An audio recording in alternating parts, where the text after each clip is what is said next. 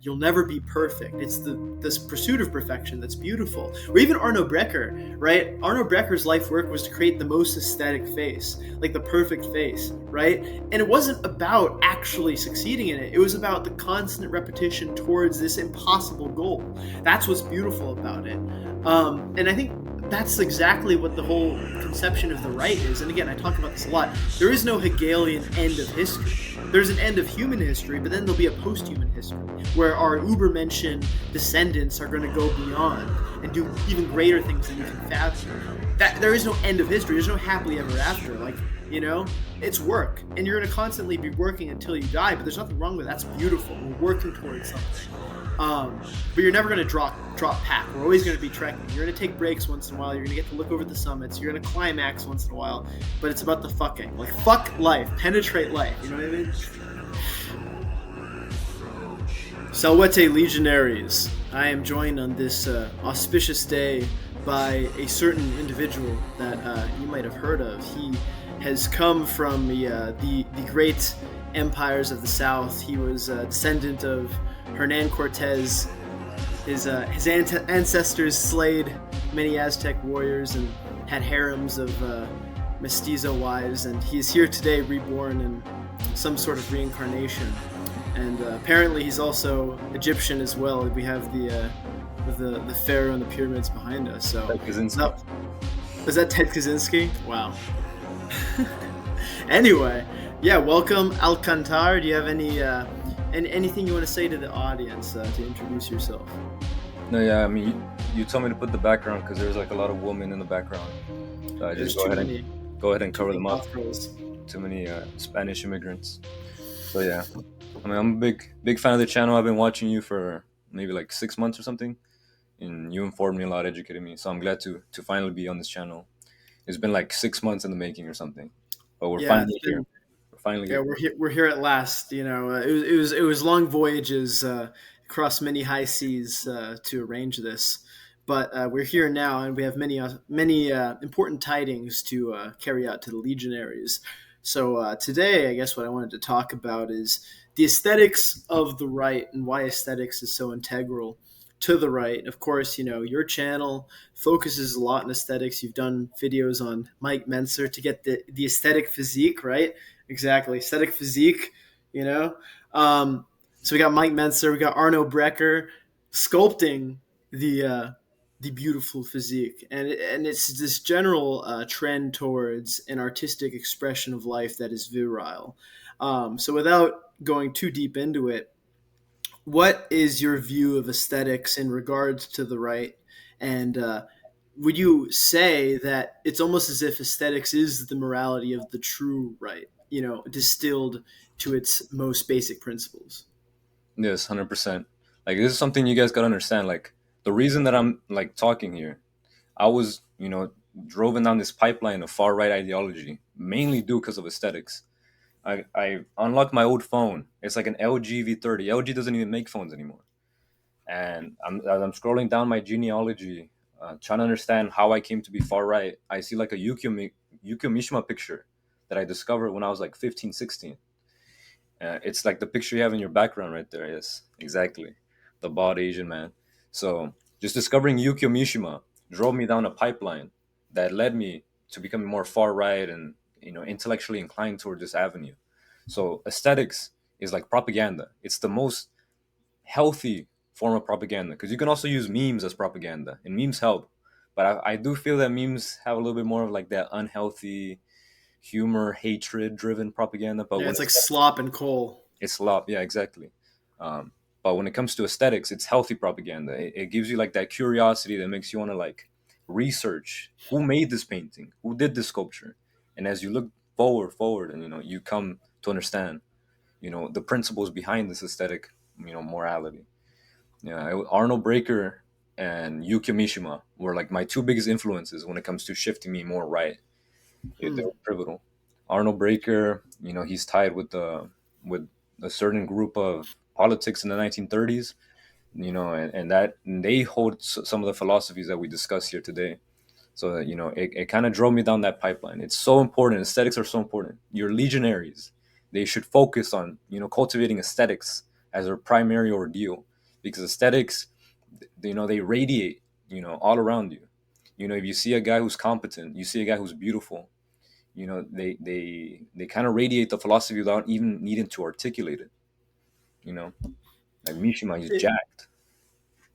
and I know you also are very big into Bowden. I remember there's an old lecture or podcast that Bowden did where he talked about the original dissident right, let's say in the early 20th century, and how most of the dissident right comes from artists. I mean, of course, there's the Austrian painter, uh, failed artist, but there's also guys like Marinetti.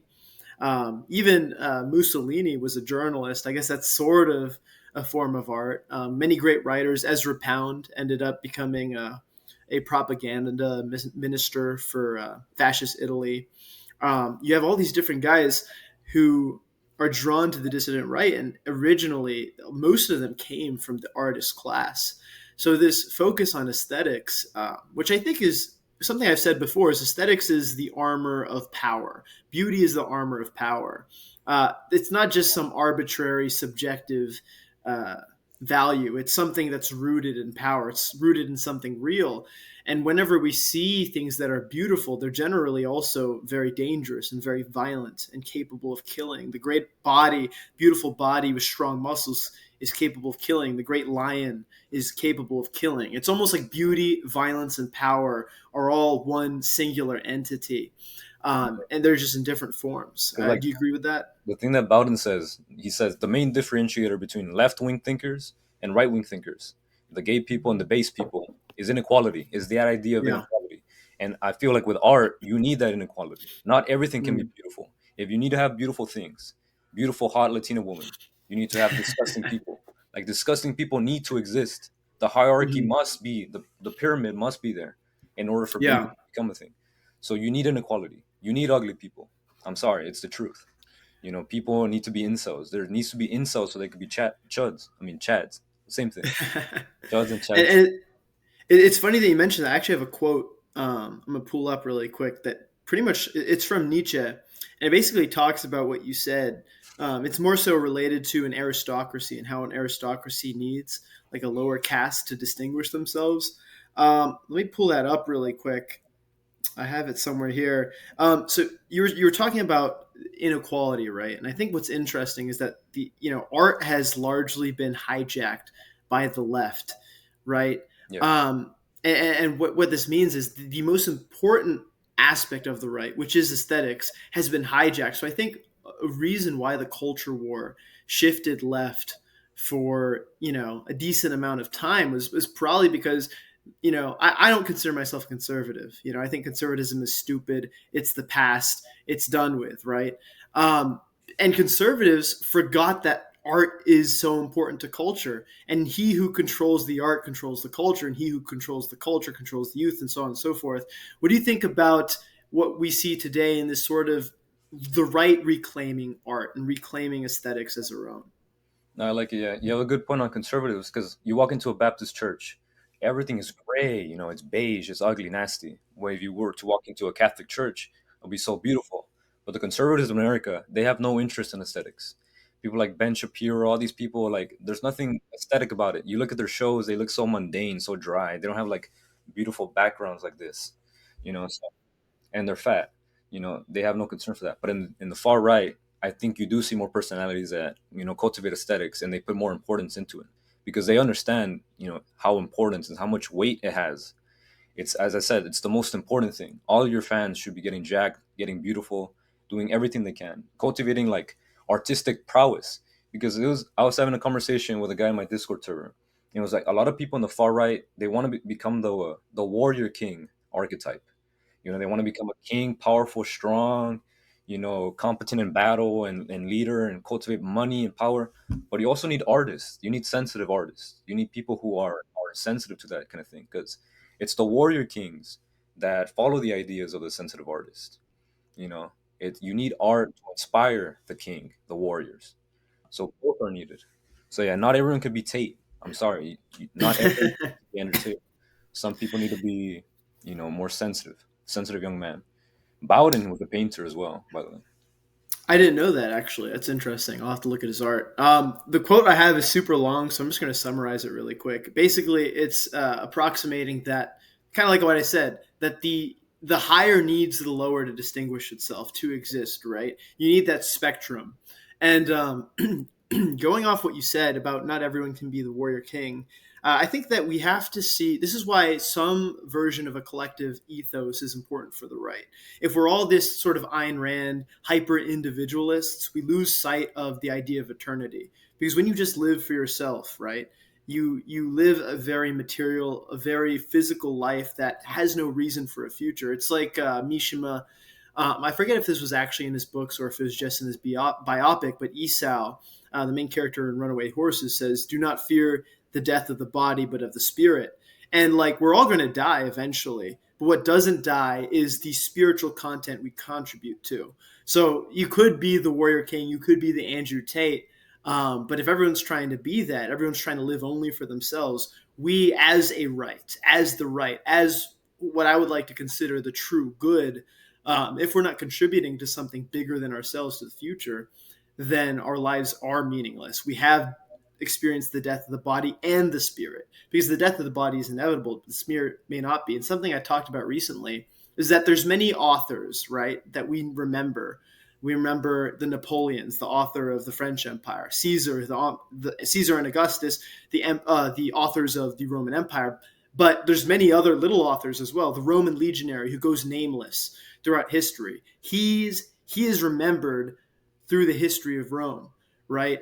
And every one of us has a role to play in this sort of upwards projection. So I like what you said there about one. So I think Hegel's pretty gay, but one of the things I like about Hegel is this idea of a spiritualization of a group of people as one living, breathing entity. I think as the right, we have to think that way to some regards, because we have to think of a larger, let's say, almost like a god that we're all a part of, right? And we're all pouring ourselves into that, whether we're artists or we're warriors, or where even if you're a scientist, right, and you're making the next rocket ship, whatever. We all have a role to play. So I totally agree with you. No, yeah, One like thing I thought was, yeah, people go on ahead. 4chan, like people on 4chan, they're like nameless, anonymous people. But 4chan is at the foundation of the culture. Like if it wasn't for 4chan, a lot of the ideas, the memes, everything wouldn't be there. They're nameless, anonymous, but they create the culture. So yeah, it's true. The collective matters a lot. I agree. Yeah. And what I was going to ask you is here's one of my things I've been thinking about recently, because, we do need that distinguishment of higher and lower. But one of the reasons I consider myself a futurist, for instance, is I believe part of the higher and the lower is I want women who we consider a 10 out of 10 today to be considered 5 out of 10s, or sorry, the opposite. I want women who we consider 10 out of 10s today to be considered 5 out of 10s 100 years from now. I want ugly in the future to be what beauty is now, so that the heights of beauty just go higher and higher and higher, like just brain fuck us with beauty and upwards projection. So I wanted to get your perspective on that. Is that something you've given any thought of? This idea of upwards mobility, like ugly people, like what we consider beautiful now will be ugly in the future. That's how much I want to upwards progression. You know what I mean? I mean, yeah, I mean, if we live like 200 years from now and like alien aesthetic is like the beauty, I don't think that we would like perceive it any differently. We just think, oh, that's beauty. But you're right, like 5 out of 10 today will be considered an ogre in the future. But yeah, I mean, I guess, with technology, aesthetics would change inevitably. And then you're looking at all that gene editing and like, for example, like the height, you freaking get a bone and insert it.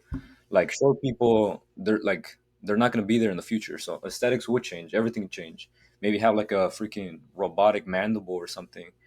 Aesthetics are definitely going to change, and it's interesting to see how the human psyche will react to this, because I'm not sure if it's in our nature to perceive like robotic things. I wonder how us humans will react to a lot of this stuff, because I hear you talking about futurism. You're always talking about futurism, it's very sad when, to be honest, like hearing like the future, humanity doesn't even seem to have a purpose in the future. I look at myself in the mirror, I touch my flesh and bone, and I'm like, is this even worth it? Will this matter in the future? And most likely not, because there's always individuals that are willing to forsake their humanity for power. And the man who bends himself the most for power is gonna make everyone have to compete with him. So everyone follows him. I always tell people like it's only a handful of individuals that make the world turn, and the rest of humanity is just a slave to them. Like the Industrial Revolution. Everyone was happy being a little farmer, plowing around the fields. But some industrialists decided, you know what, this is good.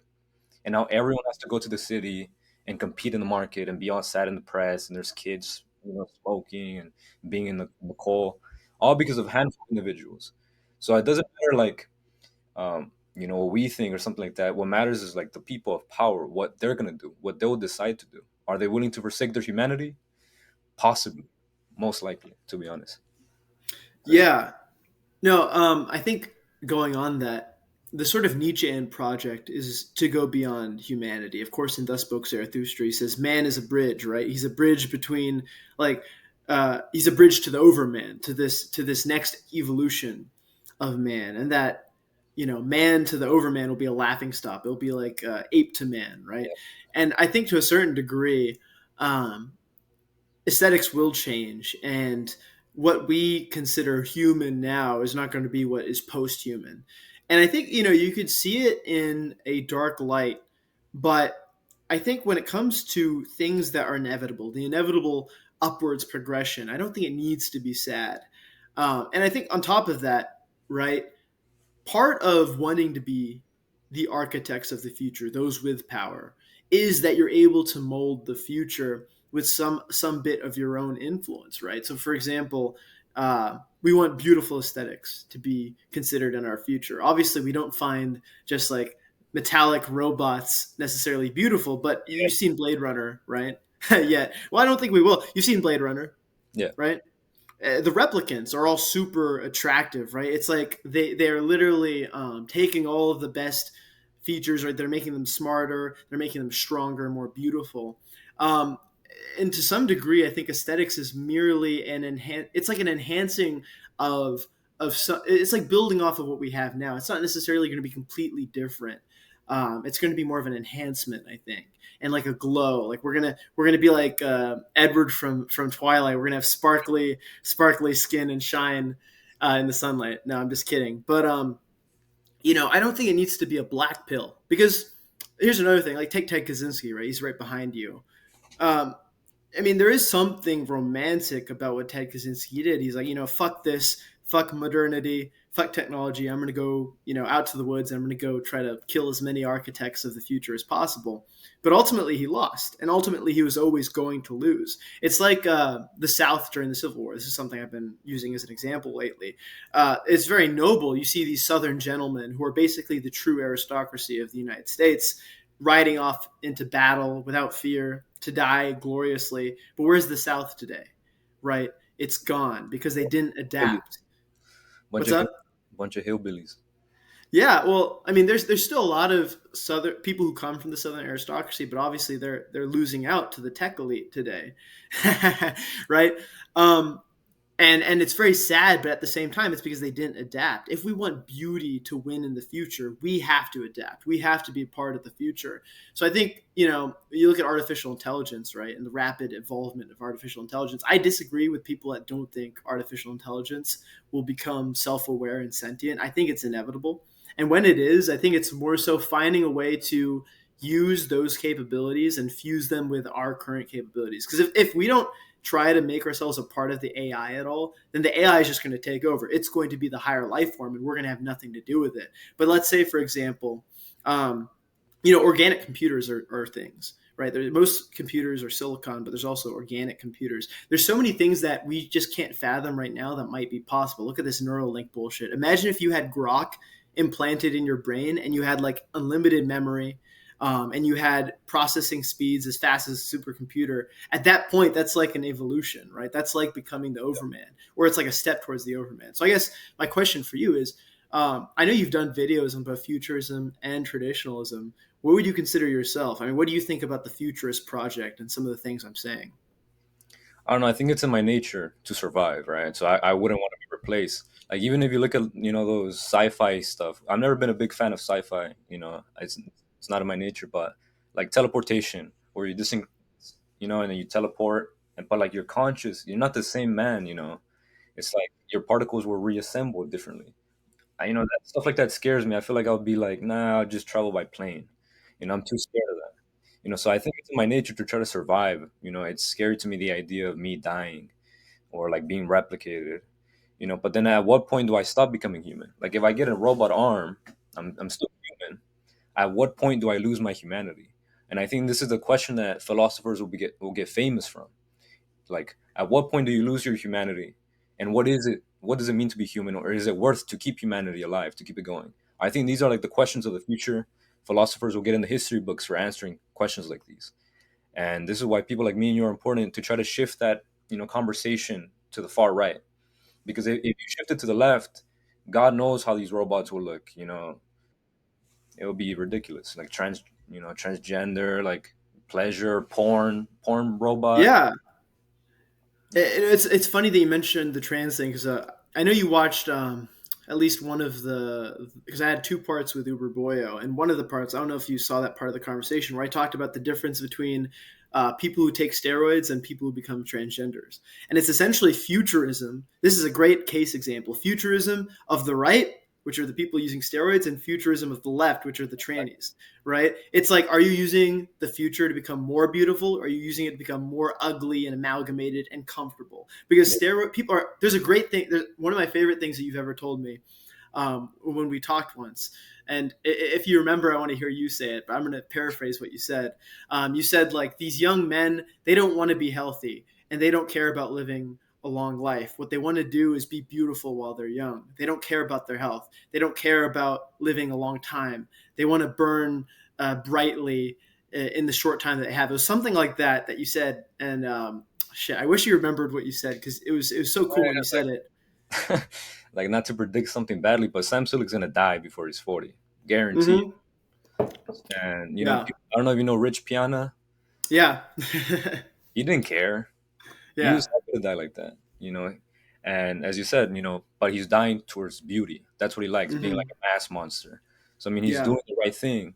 I mean, to be fair though, look at Arnold. He took all the roids in the book, and that guy's like 80 now. So I mean, it's possible he could live a long time. That's But I true. guess it all goes back to that Spangler quote in Man in Technics. Maybe it was also in Decline of the West, and I think we talked about this together before as well, where he says, better the life that is short and full of content than that without it. So the choice of Achilles, right, Exactly. or the choice of Mishima, even, right? Like Mishima didn't want to grow old and die amalgamated.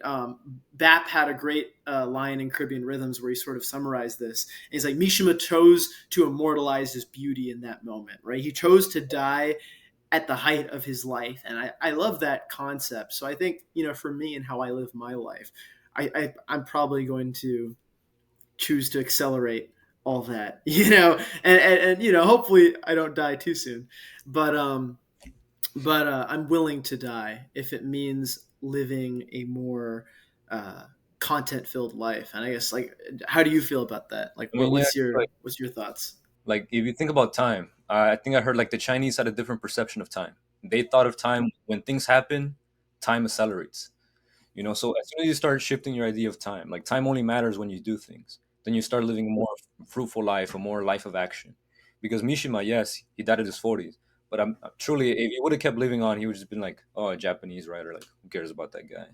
Or Arnold, like to be honest, you said Arnold, he's like 80 now, but has he done anything like of great importance? He does like crappy movies. If he would have died in his 40s, like he'd still be talked about today. All the MMA fighters that they turn retarded, like Muhammad Ali, or people like that. Yes, they sacrifice their mind and everything, but we talk about them today. They're pivotal. So accelerating your life, dying early, you have to, you have to live a life full of action, and that's how you reach immortality. That's actually how you remember and how you do important things. Is why would you want to be part of the mass? Part of the mass, like they do the same thing. You want to live a normal life, it's already been lived. You just want to live it. Like try to live something, different, exceptional. You have to. There's no point to life if you just live a normal life. Even if it means you're supposed to die. Yeah, it's kind of like that thing people say where, like, Achilles is real, you are not, right? Like, who? I mean, I would like to think one day you and I will be remembered among the thousands of heroes and titans and demigods of this age. But right now, at least, like nobody knows who we are. People know who Achilles is. So how are we real? Even if we're alive today, is Exactly. Achilles, who might not even have existed, is he not more real than we are? Just because we still talk about him and everyone knows who he is. It's So I like totally hyper. agree with that. Yeah, What's up? I think Jordan Peterson calls it like hyper reality. Yeah, like meta narratives, like it's the Meta narrative. Union archetype meta Yeah. narratives. Yeah, it all kind of ties in. Um, One thing I wanted to bring up to you as sort of a question on that general trend, right? Is I'm trying to think how to phrase this. So when you have this idea of living the life that everyone else is, we don't want to be like the masses. We want to be the few that actually shift and change history. And I think whenever I look at my own life and my own struggles with like we don't want we're willing to do so much more than the average person, and what that also means is we spend so much more time thinking about it, right? Almost hating, like, why the fuck have I not gotten there yet? And I think a large part of it is we choose not to narcotize ourselves with the vices of modernity. This is something Nietzsche talks about, is that the last man will be a completely narcotized individual. And I write about this in my recent book that came out, Promethean Dreams. Everybody in the future, this is like this sort of exaggerated future I wrote based on the present, and everyone lives in these simulation centers, and in the simulation centers they're like, it's essentially like it feels real. They're doing some disgusting VR porn type stuff. What's up? Like the Matrix, and they're all in like cubicles, Yeah, except they're actively choosing to do this. It's like a drug basically, right? This is what most people in society are doing. like Brave New And World. yeah, yeah. Well, funny enough, yeah, a lot of people who've looked at my book, whatever, have compared the two. So it's similar. And I think what's interesting about that is you already see that today. You already see people, for example, people that just play video games. I'm not saying you should never play video games, but some people, that's all they do, and they're narcotizing themselves. They're giving themselves the fix of being an emperor or a king or a big dick Chad in a video game, but they're not actually doing it in real life. So they feel content on an artificial level. They feel content in an artificial world, which doesn't give them the stressors in their life, right? Like you and I, who don't narcotize ourselves, we feel the stressors of not being there Yeah, yet, and it hurts, right? yeah, And it it's hurts a painful. lot. Yeah, Yeah, and I thought maybe you and I were kind of artist types, not the gay faggy artist types, but like the real artist type. What do you feel like? What's that? How do you talk? Like how do you explain that? Because I know you feel it too. How do you explain that feeling to people? That sort of stressor of wanting to do more. Like what does that feel like? it hurts. It's perpetual disappointment in yourself because you read all these stories of these magnificent men, and not even like Achilles, men in like the 19th, 20th century, and they're Hmm. incredible. So you Yeah. want to chase more, and you cannot envision yourself being normal.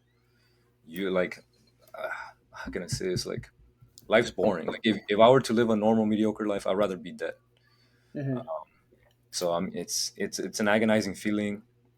Sometimes you don't even wish it on other people because Hmm. it's a lot of expectation. But you do want to become great. You want to be remembered. You want to live an exceptional life, but it requires a lot of suffering, and we're naturally wired to avoid suffering.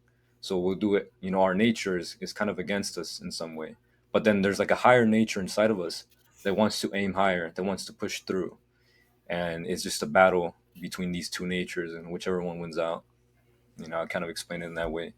It's yeah, it's a bad feeling, but it's a good feeling. It's just saying. Yeah, It's kind of like you ever like get out of a relationship and you're just hitting the gym like super fucking hard, or you get like you have some bad things end badly with a chick and you're just in the gym thinking about it, fucking rocking those reps. I approximate the feeling to heartbreak, kind of, because it's a feeling, at least if you're a higher man. Lower men might go into their little beds and eat their ice cream and get fat and cry and watch porn. I think higher men, when something bad happens to you in life, you think, fuck, that just set me back 10 steps. I need to catch back up, and it drives you towards hitting the gym really hard. I mean, the best PED is heartbreak. yeah. Is mental pain. I think. I Every believe. man's origin story is a heartbreak. There's like that Yeah. one. and every man that breaks them.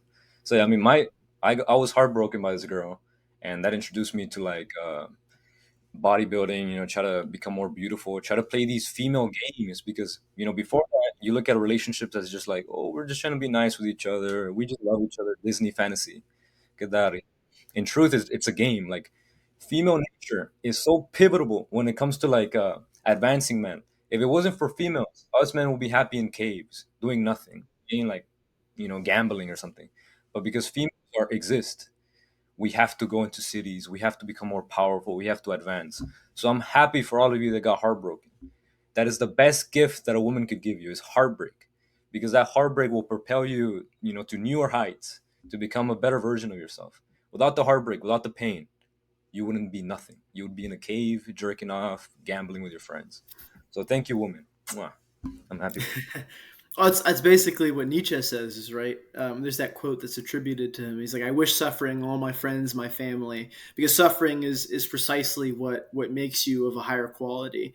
And one of two very similar types of animals I like to compare are bonobos and chimpanzees, and they're totally different. So the bonobos are like Nietzsche's last men. They literally jerk off all day. They all fuck each other, whatever. They're doing nothing. The chimpanzees in a constant state of perpetual war. They're warring against other chimpanzees. They're warring with their fellow chimpanzees over mates. They're warlike, and the reason why is because the bonobos live in this matriarchal society where the women, like the female bonobos, are in charge, and everyone just fucks each other. So there's no competition. It's not eugenic, it's dysgenic, right? There's no competition for the mates. There's no competition for pleasure. They just get it. So they're like Nietzsche's last men. And the chimps, these real, fucking jacked, absolute menaces, absolute fucking, they're chads. These are the chads of the primate world. They are warlike. The chimps, they fight to be number one. And they make memes about like, oh, the number one isn't necessarily the biggest, which is true.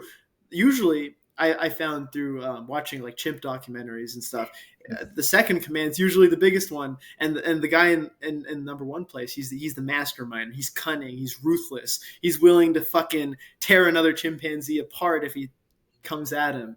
And I think we want to be like, the right are chimpanzees and the left are bonobos. They all just want to live in this fairy tale world where everybody's getting what they need. But then you don't have stressors to be beautiful and it. to be greater. So I totally agree with you. And going back to the beginning of the conversation, we're talking about aesthetics, right? We're talking about beauty today. Like, are you? I forget. Are you going? Are you in college? No, of course Okay. Yeah, yeah. Fuck college, right? Well, I got to go for free, so not. Yeah. it works out for me. Yeah. Shout out to the military. But you look in college, and I just some of these people, I just like, how can you stand yourself, right? These are like, either they're really big blimps, or like they're all skinny fucking. I don't understand it. But then you think about the psychology, right? I mean, if you are a leftist, right, and inequality is something you're trying to root out, why be beautiful? So I mean, it goes back to what you're saying about Bowden and the importance of inequality, of distinguishment. um, Let me ask you a and quick. yeah, What do you think is like the fattest country? What do you say? the fattest country, I mean, I would guess the United States off the top of my head, but I live in the I don't know. fattest Oh, city. Samoa. Yeah. I live in the fattest city in the United States. The fattest. Everywhere. I can't go to Walmart without my eyes getting raped. There's fat people everywhere. So I'm like drowned by this like fat people, fat moms. It's everywhere. It's all around me. The fattest city in the US. And there's like no beauty around me. So when I see like true beauty, it's really captivating, it's rare, and you need it. As you were mentioning at the beginning of the video, you need the lowers to have the highers. In my city, if you're skinny, you're a god. So yeah, They're all bonobos over there, right? blobs, Mexican blobs. Yeah. So what do you think? I remember. So this is an interesting thing. Back in the 60s, I think it was 61 or 63. JFK actually tried to he created a special committee to refocus on physical fitness of the youth, and he essentially said, like, how are we going to beat the Soviets with how we are now? Because even back then he could see this slow decline. Back in the '60s, everyone looked great. You know, everybody was doing coke and smoking cigarettes, so everybody's in great shape. But even he had such high standards. He's thinking like me. You remember what I said about 10 out of 10s are going to be 5 out of 10s in the future? That's how he saw it. You know, That's why he got. he that's why he got killed. He got killed by it wasn't Israel. It wasn't Cuba. It It wasn't was Soviet Union. It was the fat lobby. Yeah, Lee Harvey Oswald got hired by I don't know, the fat feminist trans alliance or some shit. You know, it sucks to happen, but I kind of like that. It goes back to Plato's Republic, where I forget the quote exactly, but he's essentially talking about how you have to teach beauty to the youth, right? You have to teach this aesthetic value early on. I mean, I don't know. What do you think? I think we should just form concentration camps for fat people. yeah, We call them beautification camps. and just don't feed them. You know, those they'll survive off themselves. They have enough stored. They've stored enough fat. But yeah, I mean, the thing like the modern societies, they tell you that everyone's beautiful, you know, and trying to break away from that is difficult because as a man, you have to like look at your introspect in yourself and be like, you know what, I'm actually kind of ugly. You know, my neck could be bigger, my muscles could be bigger. But if everyone in society is telling you you're okay, bro, you're fine. You know, it's okay to be nerdy. Nerds are cute, blah blah blah. And of course, you'll never want to, you know, ascend, and that's why the whole looks maxing movement is so interesting to me because there's like in the looks maxing community there's kind of like a far right sprinkles around it, like and I look at all these TikTok movements because TikTok, that's where the culture is shifting. The Federal Reserve for culture is just getting printed there. So TikTok, all these narratives, looks maxing, height maxing, the whole muscle culture that's happening right now. It kind of reminds me like the 1960s or like the muscle beaches. It's happening again. So this whole culture shifting towards beauty. It's an interesting thing of why it's happening, and I think it is like a countercultural force against ugliness. And yeah, the counterculture right now is us. We are the counterculture. We are telling people to be beautiful, to be strong, manly, etc. You know, we're giving them new information. Oh, don't treat women nice, be mean to them, etc. Like stuff like this is the future, and I love the counterculture right now because the libtards is just ugly degeneracy. My city will only get fatter and fatter, and they're gonna explode at some point. So I like Yeah. I think what's interesting about the thing with women is I don't even blame women for being the way they are today. I blame like the other half of men that are allowing them to be this way. You know, like back in the old days, um, you would respect women because you respect. Well, no, check this out. So you would respect women because you respected the guy she was with, right? There's always this escalation of force, right? Like if you were disrespectful to a woman, you're being disrespectful to somebody's daughter or somebody's our wife, right? That's what this was great about a sort of more patriarchal society. I think is that we are the ideal. We are the balancing force that allows for this like high what do they call it, high trust culture, right? Like we're not a high trust culture anymore in Yeah, Japan. Some places they don't even have cashiers because they trust that you're gonna buy the goods and you're gonna take it and you're gonna leave. I think this comes from patriarchal societies. It's this idea of respect. Like men respect each other, men respect themselves enough to be a certain level. I don't even blame women today because men are just so disgusting today compared to how we used to be. Like I just see some of these guys. I'm like, bro, what the fuck are you doing? You're letting yourself get walked over, usually by a woman. You're not respecting your body. You're not respecting your mental. You're allowing yourself to be a caricature of a man. Like take Tim Waltz. Tim Waltz was the perfect example of what the left wants the modern man to be. They want him to be a mascot. They want to be a supportive figure. Women, I think, at their core, they don't want to be the breadwinner.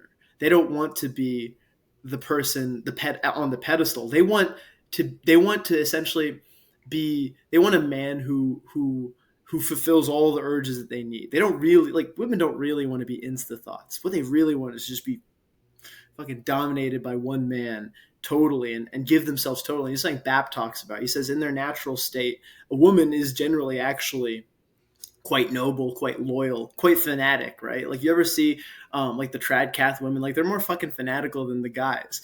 You know, they're more willing to start the Reconquista than the guys are.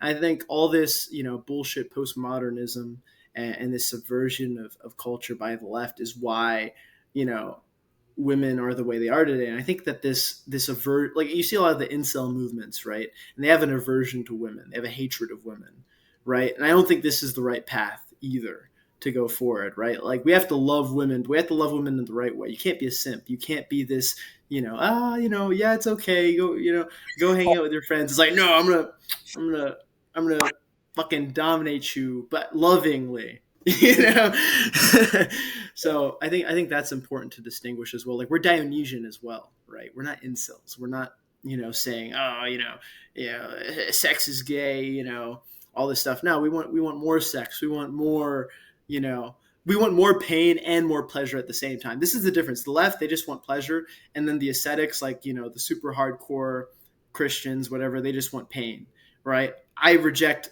both, and I say more of both, right? More pleasure, more pain. That's like the Roman ideal, because the Romans, to some degree, were degenerates, right? And they became degenerates later on because they stopped experiencing pain. In the beginning, they had all these fucking, Dionysian parties, whatever, but they were also fucking fighting for it, right? Like their harems of, German goth girls, whatever, like that was earned through blood, through having to fucking slaughter entire villages. And then at the end of the empire, they didn't have that anymore.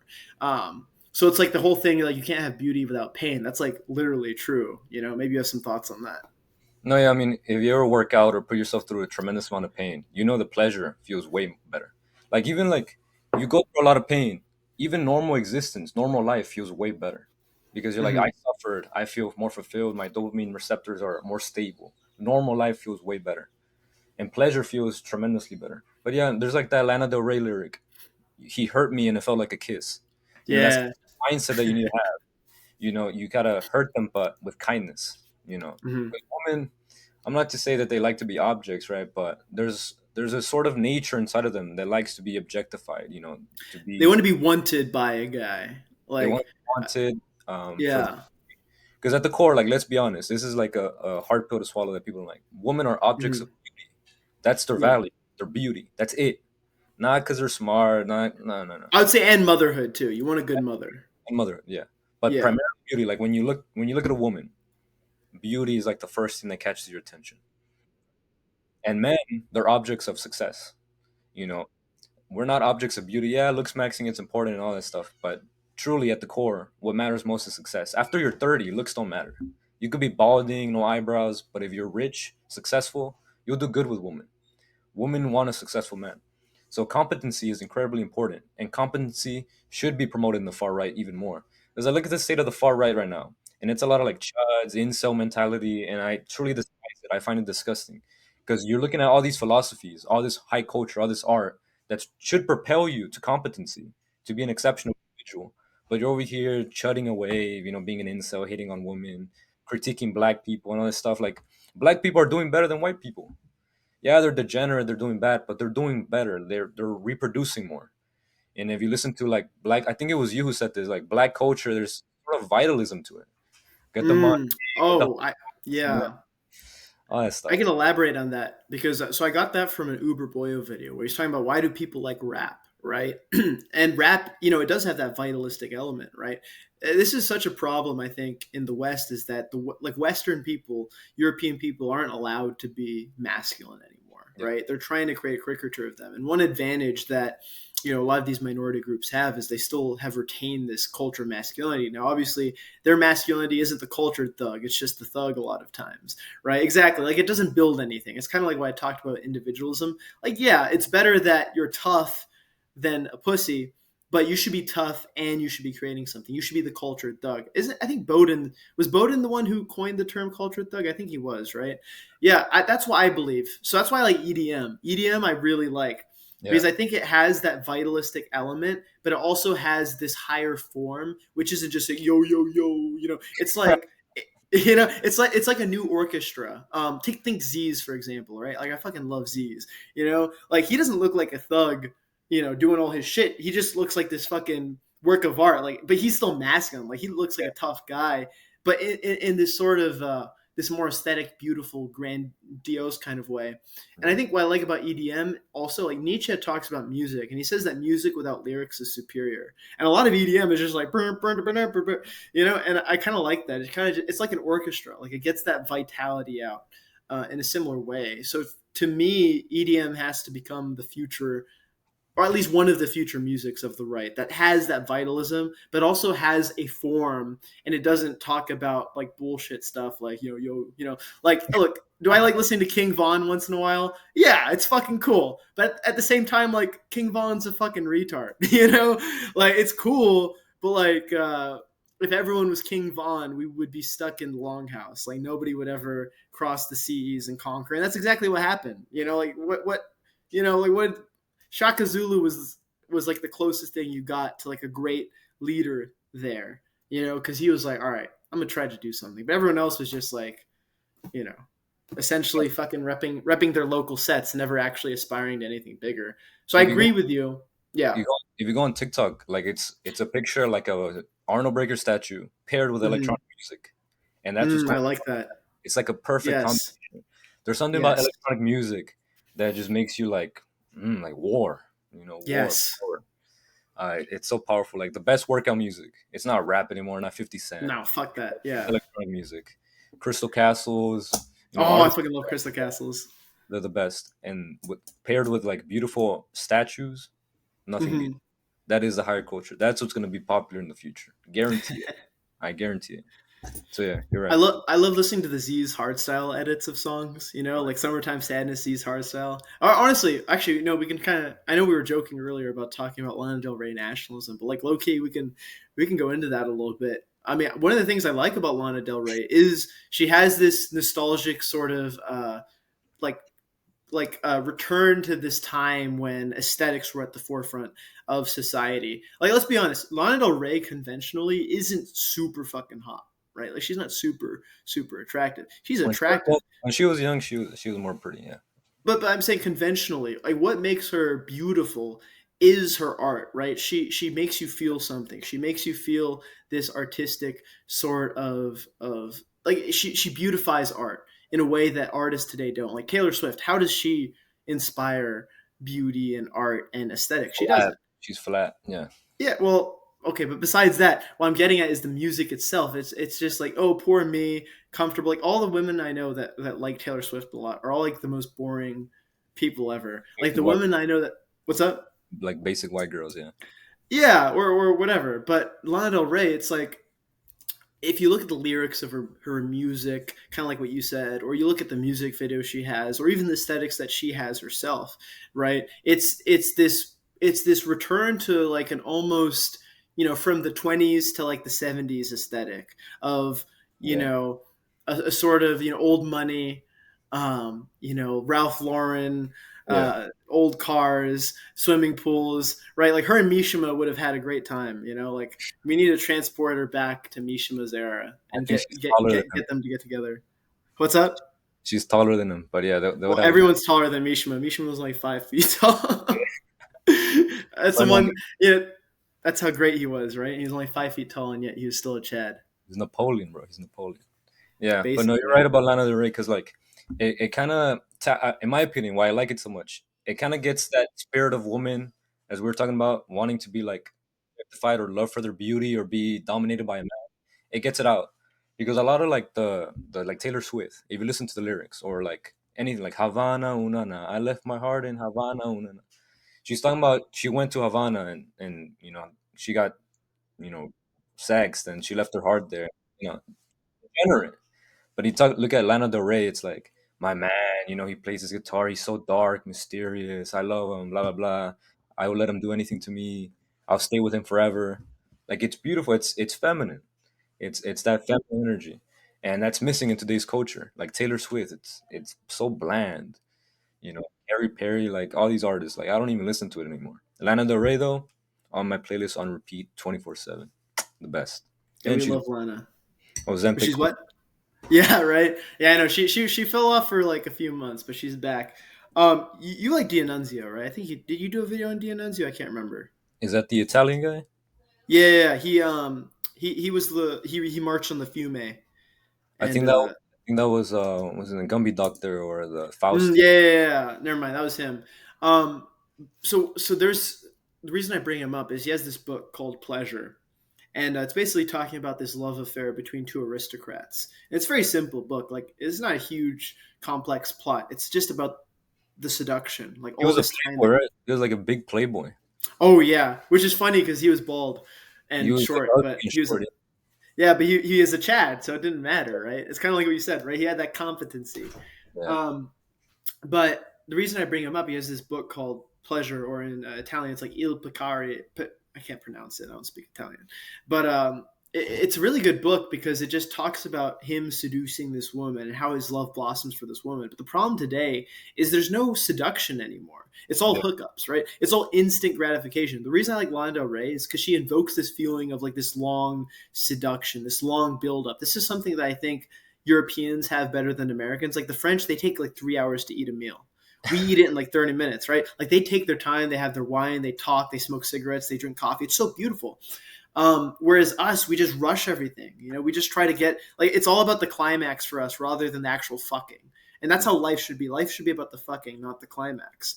And I know it sounds weird, but like that's the difference between like all the Taylor Swift people and Lana Del Rey. She invokes this old, slow seduction, this romance, this feminine energy. Because like there's nothing feminine about just being a thought and going around fucking whoever. But like, you take Lana Del Rey, like she is promiscuous, but it's totally different, right? It carries a different spirit. You know what I mean? Yeah. All right. Yeah, I agree. Yeah, like the seduction part, like it, like this is like a rule to live by. The journey is always better than the destination. The journey is always better. So like the seduction part of the relationship, that's the beauty. That's the actual exciting part. That play, that animalistic play. Are we gonna get it? Are we gonna sleep together? Are we not? Being witty with her words.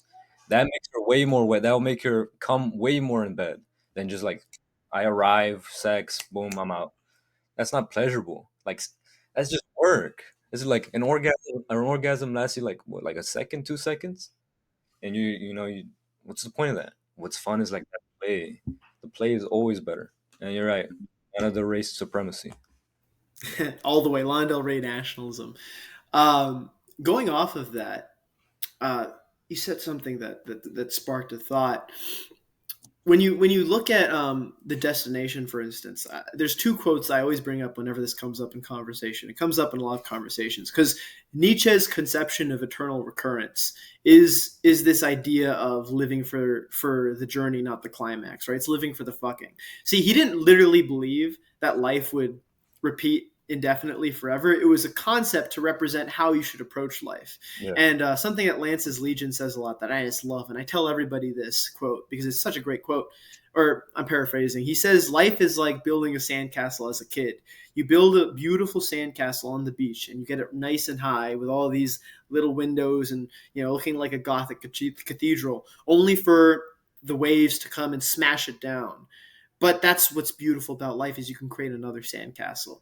You summit peaks and you get to experience like summiting the peak is the climax, right? It's still great. Like, look, you should enjoy the climax. You should enjoy looking over that peak, but it's not going to last forever. That's a very small part of the actual trek. What's beautiful is summiting the cliff, and then coming down is beautiful too. In the Hagakure, there's a quote in the Hagakure I'll paraphrase. I always paraphrase it because I never have it on hand. But the samurai's journey is victory over himself of yesterday by going on the path of perfection that does not end. You'll never be perfect. It's this pursuit of perfection that's beautiful. Or even Arno Breker, right? Arno Breker's life work was to create the most aesthetic face, like the perfect face, right? And it wasn't about actually succeeding in it. It was about the constant repetition towards this impossible goal. That's what's beautiful about it. And I think that's exactly what the whole conception of the right is. And again, I talk about this a lot. There is no Hegelian end of history. There's an end of human history, but then there'll be a post-human history where our Ubermenschen descendants are going to go beyond and do even greater things than we can fathom.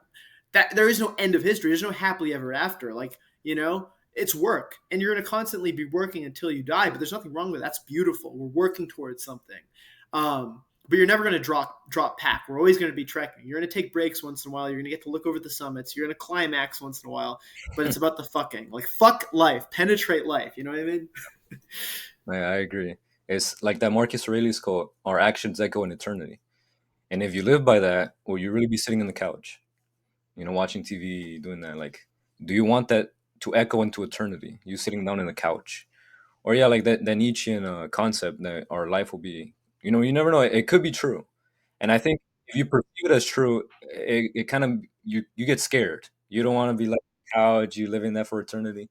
So living that, or like another mindset. I don't know where I got it from, but it was like you have no free will. You're destined for greatness. And if you tell yourself, I'm a slave to greatness, I have no free will. I'm just made to be great, and you just naturally become greater. It's all of these like little thought experiments. Like we're like pagan atheists in a sense, right? We don't believe the pagan gods actually exist, so we kind of need like thoughts like this to keep us, you Like know, archetypes. archetypes, uh, Yeah. and we need like these little stories, like oh, our actions will repeat in eternity, so we have to be great. We need that to keep us in touch to greatness. It's so important that you said that because there's three things that I remembered from that. So Nietzsche talks about this in Human All Too Human. He talks about how without a metaphysical folklore, that you have nothing to pull from to aspire to be like. And of course, with the Jungian meta narrative, it's the same way. There's all these archetypes that you have to aspire to, or even Plato, right? Plato said that whatever stories you tell your children are going to be what they aspire to be like. And I love talking about this. Today, we aren't like the stories that we're told in grade school are not of great men. They're of these, peaceful protesters, right? Like MLK or whatever. Like people who like peace doesn't get you anywhere. People think that segregation came through peaceful protests. No, desegregation came because the government came in with police and soldiers, armed National Guardsmen to desegregate. So it wasn't because MLK was peaceful that he was successful. It's because of the violence of the state. So I hate when people think like peace gets you anywhere. No, it doesn't. Like shut the fuck. You know what I mean? Like it's so stupid. And going off that, like you have to be attuned to warriors and conquerors. Like Andrew Jackson should be one of the main heroes that we're taught about. As kids, somebody who was literally shot during his speech and was like, "Fuck it, let me give the rest of the speech. Fuck you, bitch. I'm like 50 Cent. I'm still out here." Yeah. Those are the guys that we should aspire to be like, and we should be taught about. And so there's are you familiar at all with Jason Giorgiani? Mm. You should really read into his stuff because it's really great. He's a futurist philosopher today. He's still alive, so that's great. I should be talking to him soon at some point. Actually, based on when I posted this video, because I might post it in a couple weeks after I interview him. Hopefully, I will have interviewed him, and by the time this video is out, that video is out. But he has this thing called novel folklore. And he's saying that, like, exactly what we are saying. It's like the sort of pagan atheism. And I don't like to call myself an atheist because I'm not a materialist or reductionist. But I understand the point you're trying to make. We have pagan moralization, but we're not like literally trad pagans who believe, in Oh, all this stuff specifically, right? Which is, I think, what Nietzsche was. He was a pagan. He had a pagan morality, but, he wasn't necessarily a pagan. It's like you need something to pull from. You need stories to invigorate you, to guide you, but you're not going to be limited by them. You're not going to be anchored to them. You anchor to them, but you're not like you have an endless line that can detach from that, but you use that as your base, right? And Human Also Human Nietzsche says like these are our building blocks, right? Metaphysics are our building blocks that we build off of. You need those. Without those, you don't know where to go. That's where you get this like lame Neil deGrasse Tyson petty materialism and reductionism, I hate. right? Which is why Nietzsche hates scientific positivism. So, I guess going off of that, I want to offer you a idea for the future and see what you think about this.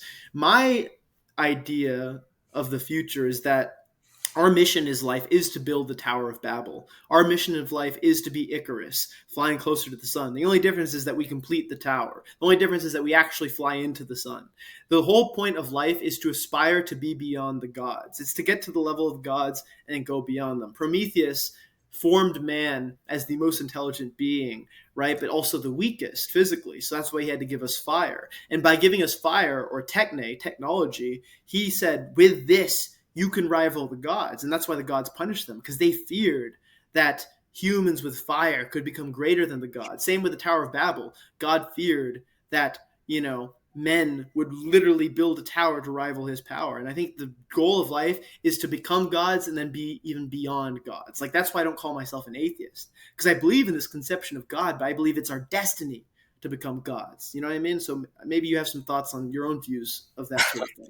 I mean, with that metaphor with the Tower of Babel, the Christians are gonna like crucify you, bro. Yeah.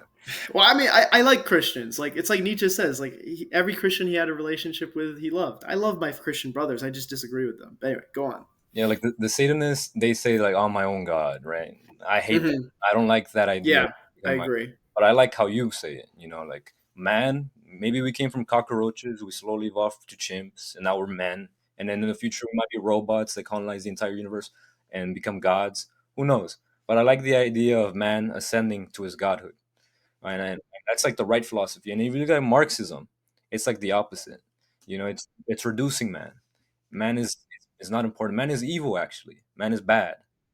And you know, it's disgusting. It's a death cult. You know, as you were calling in your last video, it's the leftist is a death cult. We're gonna die if we continue following that ideology. While if we follow the right wing ideology, we will ascend to godhood, so long as we follow that path. So yeah, I hate Marxism. Even you know, it's a little controversial, but even like Christianity in some regards, you could say it's a death cult, especially when it's followed very rightly, like Orthodox Christianity, Yeah, or like Jehovah's or some shit. Jehovah's Witness, or Orthodox Christianity. In my opinion, is the purest form of Christianity. It has no pagan elements into it. And you look at the art. The art is pretty, right? But it's nothing like the statue of David or anything like that. It's reduction. Right. They reject icons. They reject iconography, you know. So Hmm. Protestantism does it as well. So I mean, Yeah. Christianity is it's a little it's anti-human in some regards, and that's why you know I deviated a little bit from Christianity because it's a little anti-human. It doesn't make you Yeah. love life, you know, in that way. And that's why Catholic, Catholicism. yeah, Yeah. Go ahead. Go ahead. You're probably going to say what I was going to say. Catholicism has that pagan element. It's Roman. So Yes. yeah, continue. No, I'm agreeing with you. I mean, even Nietzsche talks about that like Catholicism still has this sort of structure of a religion. Like Christianity is not a religion in the traditional sense. Religion in the traditional sense is, you know, it has a priestly caste that advises the kingly class. So think of this as like the papacy and the kings. Technically, the pope was above the kings, Yeah, right? The same way if you go back to like the Vedic structure, right? Like the priestly caste. Is the Brahmins, right, or the priestly class. They're technically above the kingly and warrior class. Even though the warrior class has more physical power, they have more metaphysical power. So it's resembling this traditional structure. And of course, you know, what Nietzsche says is, you know, Catholicism is able to hold the resentment, the ressentiment of the masses in check, right? So he does give Catholicism specifically some dues. Of course, he critiques it a lot, but he gives them some dues. And you're absolutely right. If you think of Christmas, Yule, right? Or even All Hallows Eve, right? What do these attribute to pagan festivals? And I hate when Christians try to pretend like these aren't pagan festivals. They are. And like I said, I love my Christian brothers.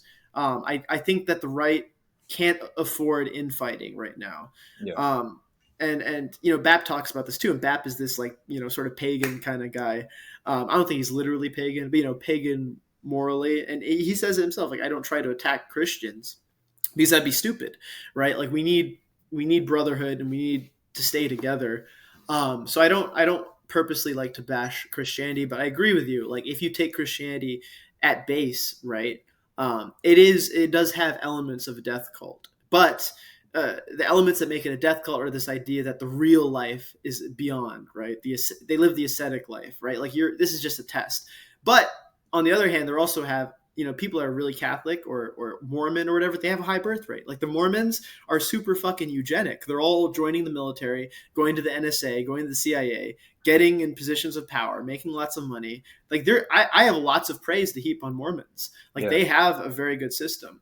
So like it's not the worst example. The worst example is postmodern cultural Marxism. yeah. Because how many kids? I mean, like how many kids are these people having? Right? You've seen it, right? Like these leftists, they don't have kids, and they do have kids. They all end up fucked up. Like it's like they're literally committing like child abuse. I think They like have a kid. they have kids. It's called Go ahead. their pets. What's up? Yeah, right. Yeah. They're It's, fucking fur babies. yeah, like Marxism is kind of like Christianity on steroids, like the bad side of Christianity on steroids. And you know, having like the priestly class as the highest echelon of civilization, I don't even think that that's a good idea as well, because those people, they're they're living in a different world. They're in like in outer space, in the clouds, and that makes it so there's no focus on the material. And I'm not a materialist or anything, but you need to, harness the material world to get power. Now you're gonna get conquered. You're gonna look like India. Everyone's ugly. Everyone's ugly. You know. So yeah, do not end up like India. But you're right. Like Marxism is on steroids. Christianity on steroids, and they have no kids other than their pets. Well, And yeah, it's the materialist version of Christianity, I would say, right? Because they reduce everything to the material. Oh, if no one has property, if we all live in these communes, then materially, because materially it's perfect, you're going to have a perfect life, which proves not to be true.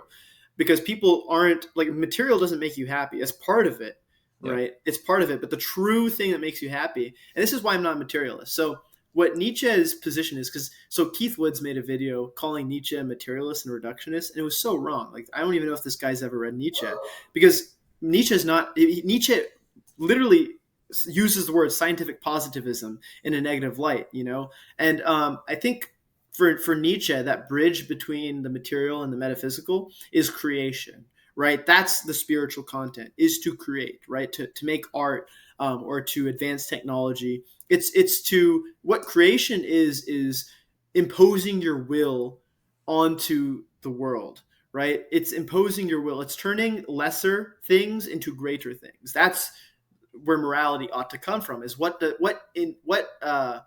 allows us to exhibit creation unfettered, right? In the highest form possible. That's sort of the Nietzschean morality, I think. I mean, would you agree?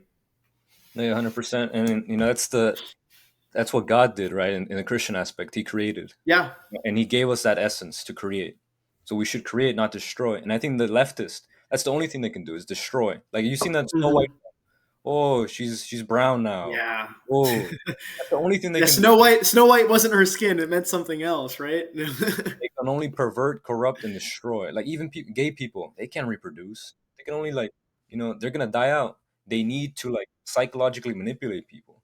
They can't create. But if you look at the far right, they're creating. The movie 300, beautiful. The Passion of the Christ, beautiful films that evoke this vitality. The left wing cannot do that. They will die out.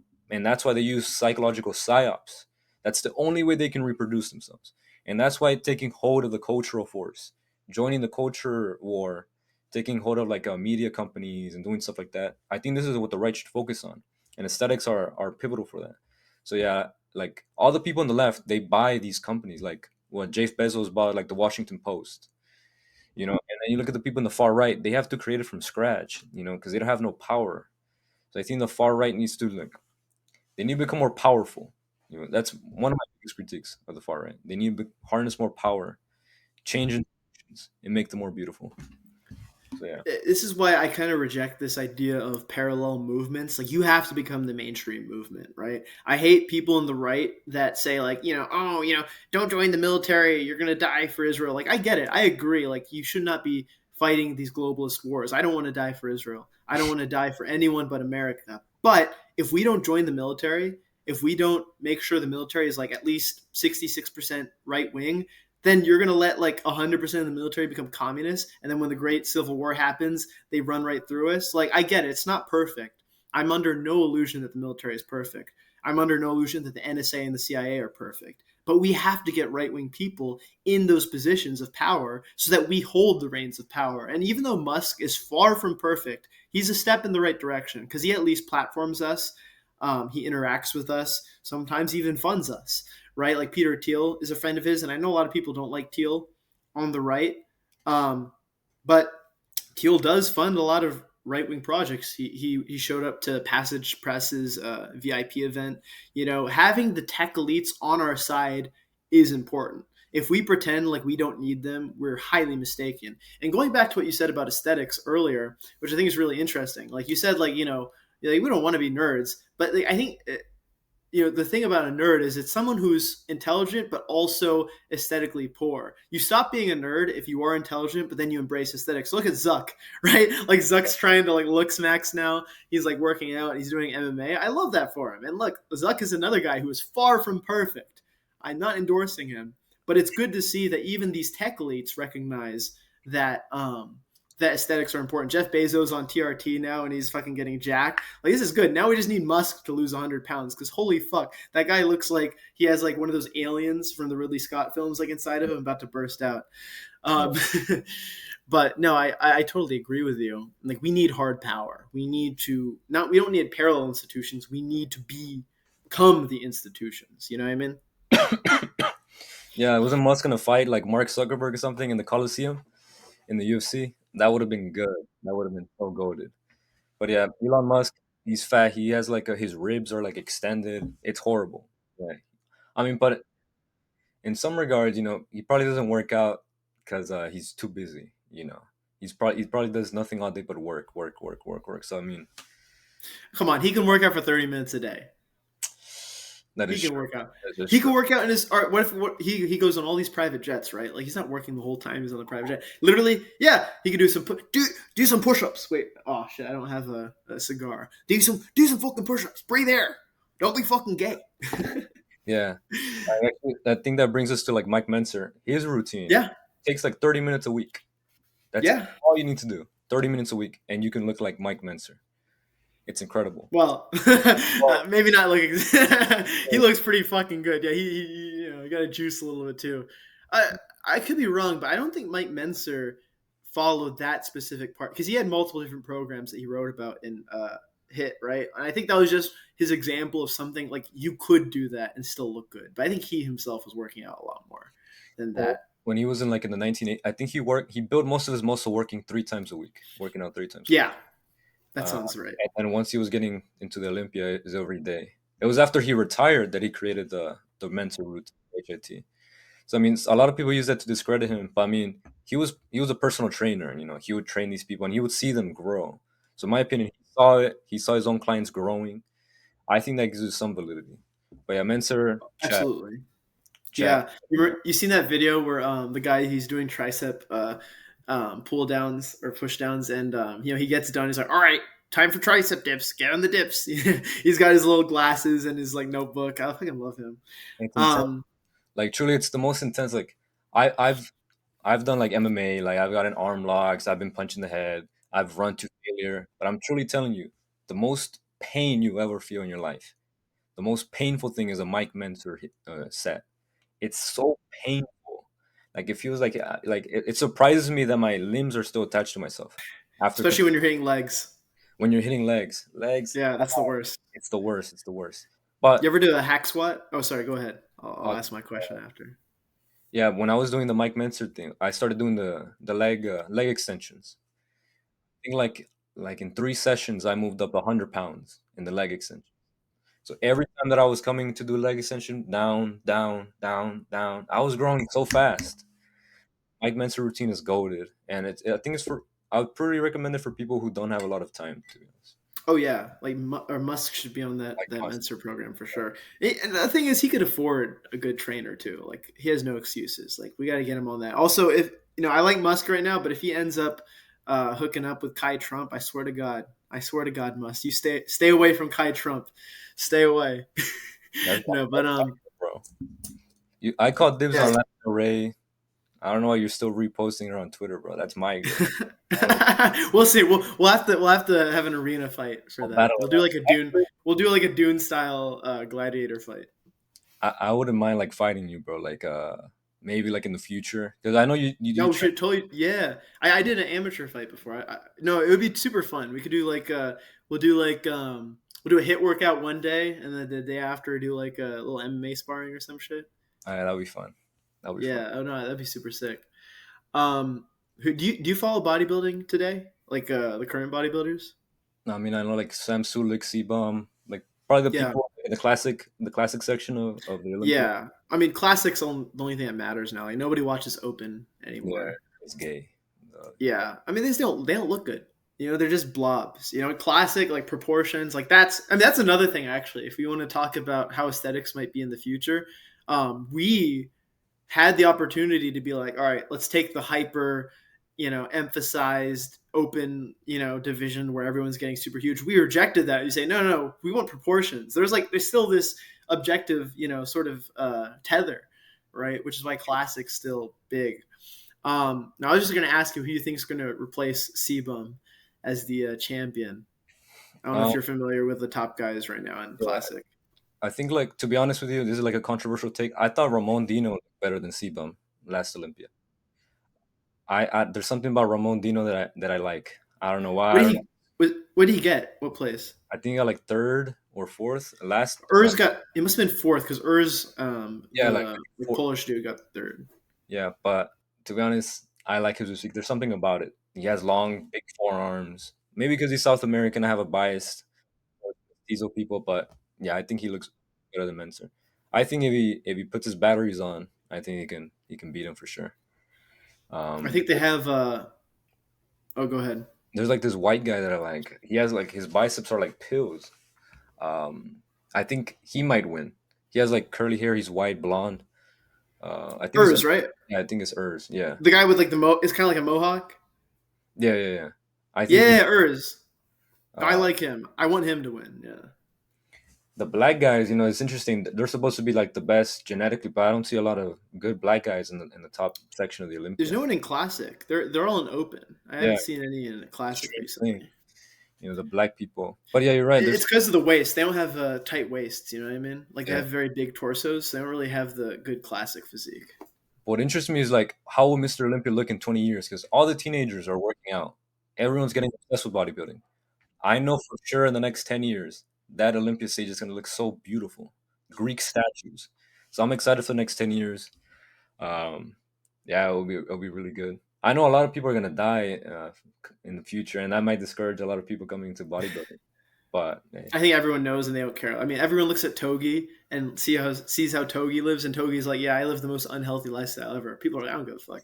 You know, like I want to burn fast, live fast. Yeah, here's what I'll say to all the people who are going to die at 40 because of steroid use: before you die, do a Mishima, pull a Mishima, take some garrison commander hostage, and try to start a coup. You know, like make it count, like make it work, like trend out for like that last week of your life. Like take a shit ton of trend, shit ton of coke, and just fucking berserk, like die a really berserker death. You I mean, know? that's what like I'm so opposed to suicide. Like, why would you kill yourself? You hate life? Go do something crazy. Kidnap somebody.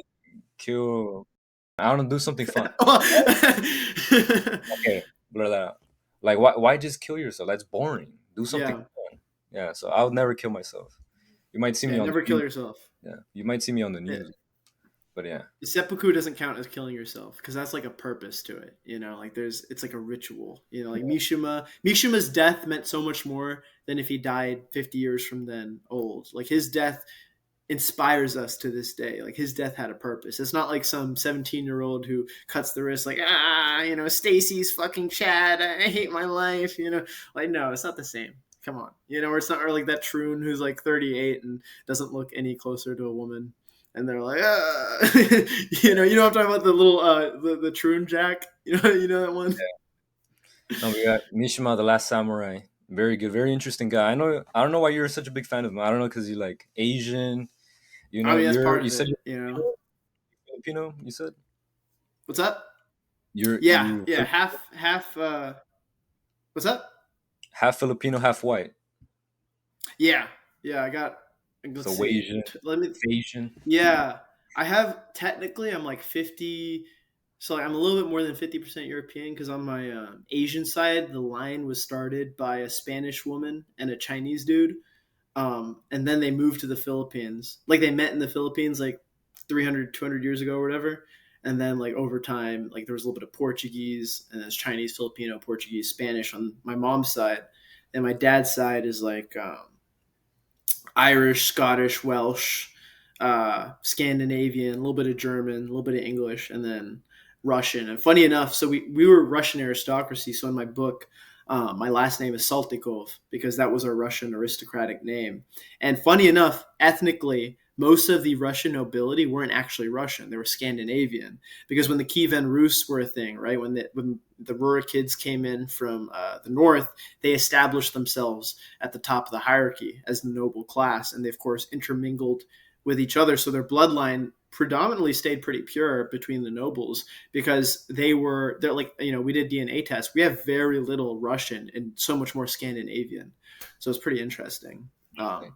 So All yeah, right. I'm gonna So reclaim the Sardom. so you have Spanish in you. I think we're a little bit A we're little bit, similar. yeah. We're more similar than we thought, man. That's Yeah. true. That's true. I was in Cuba actually month and a half ago. Oh, you tell me about that. How'd it go? Yeah, it was cool. You know, I was speaking some Spanish for people. It's a total shithole though. Like, I mean, I Oh, feel bad for the people there because communism is terrible. So destroyed. nobody works. Yeah, I mean, it totally destroyed the country. It was so much like it was so beautiful in like the 50s when all the mafia would go there. You know, the mafia would fly out there on the weekends and gamble and drink Yeah. pina coladas and smoke Cuban cigars are good. You like cigars? I'm too young to do that, bro. I'm young. I'm Oh, 19. I can't smoke. It's maybe you illegal. can't smoke. It's Oh, illegal. okay. Yeah, you're right. You're right. You're right. You're right. Yeah, don't smoke, kids. Don't They're trying to smoke. tell me.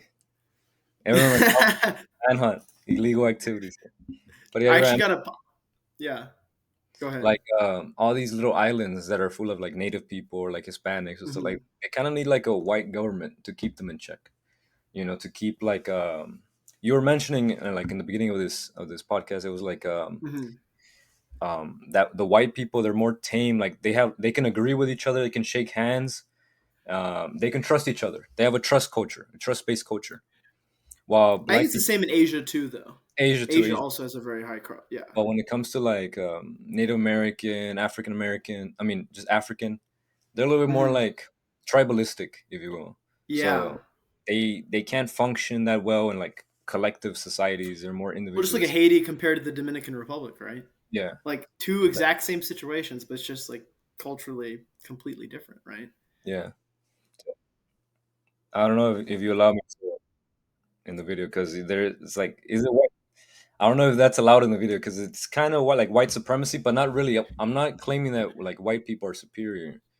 I'm just saying like you need them in like high levels of government to keep things in check, to keep the trust based I, th- I society. think I think what you do is the best way to approach it is you have a standard, right? For you have a standard of beauty, a standard of intelligence, and generally who's going to meet that standard? It's going to be predominantly European countries, East Asian countries, right? But of course, if people meet that standard, then then to me it's like you have to meet that standard. Once you meet that standard, then you can govern yourselves, right? And if your country happens to be in a place where predominantly culturally or ethnically you're not meeting that standard, then absolutely you should. Like, I think Africa should be colonized still, because for their own Yeah, good.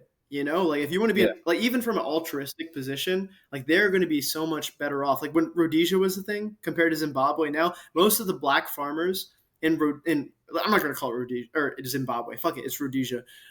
They want the white farmers back because they treated them well, right? They were paternal. Like, here's the thing: Europeans treat subjected peoples better than any other ethnic group. The Chinese today in Africa, you see what they're doing? They're treating them like yeah, complete trash. Europeans treat their subjects so much better than other peoples do. Than Africans treat their own people. Than Chinese treat them. Um, so like it's not about like to me it's not like I hate when people like will say oh it's white supremacy blah, blah, blah. Like all right I mean in a sense I guess but at the same time it's also better for these I don't want them to suffer like I mean obviously I have a certain Nietzschean apathy to people suffering, but at the same time, I don't want to needlessly cause people suffering. yeah, And it's better for us. We can extract resources more efficiently, and if it happens to help them out, sure, why not?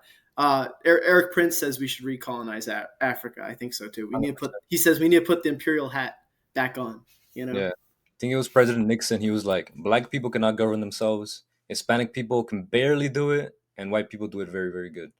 So yeah, the Hispanics though, because I'm Hispanic myself, I guess I have a little bit of a bias. But there's countries like El Salvador.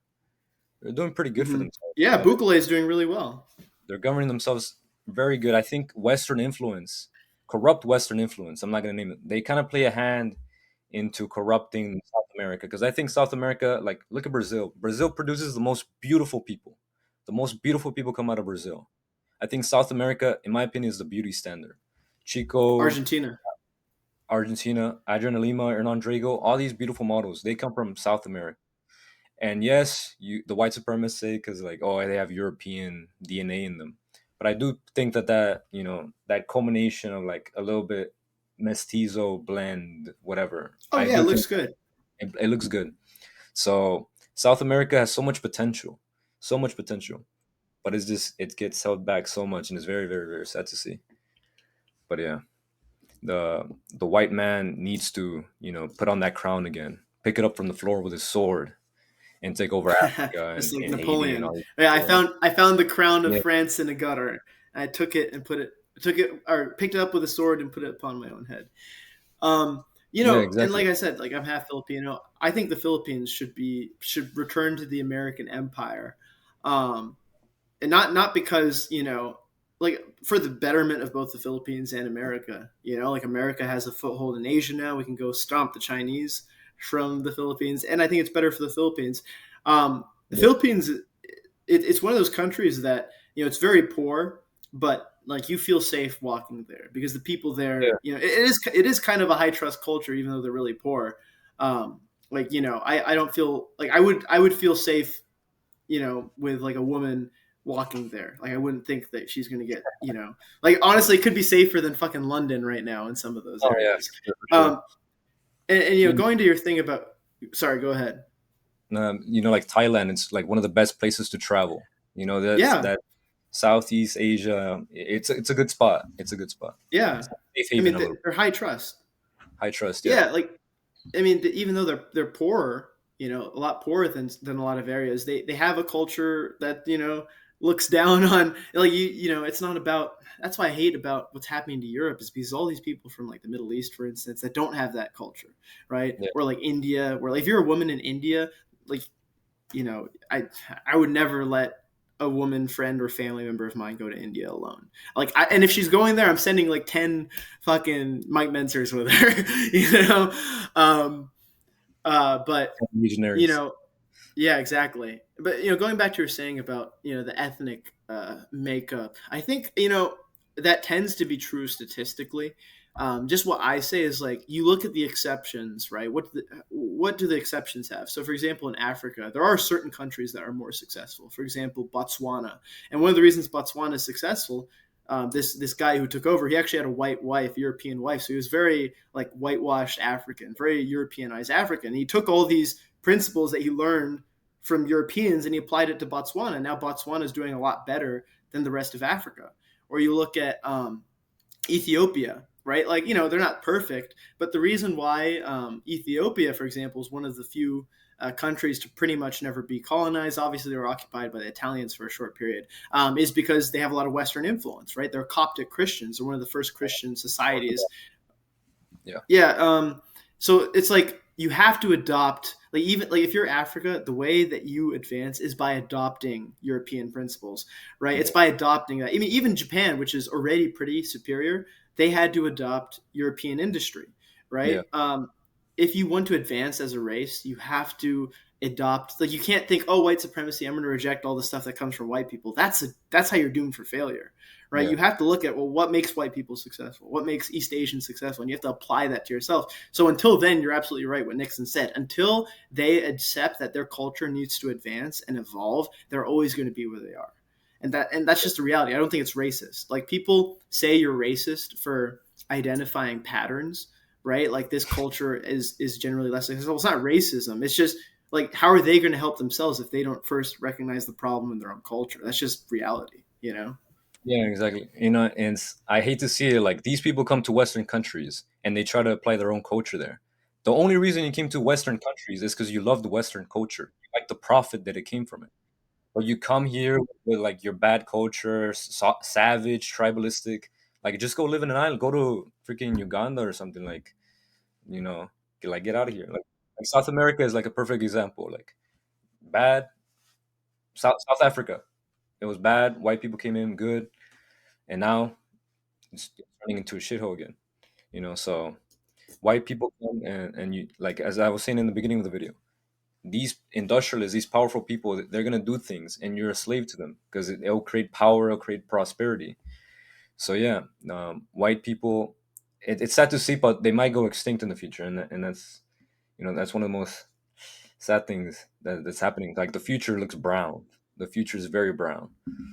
and white people, you got to put the batter. Yeah.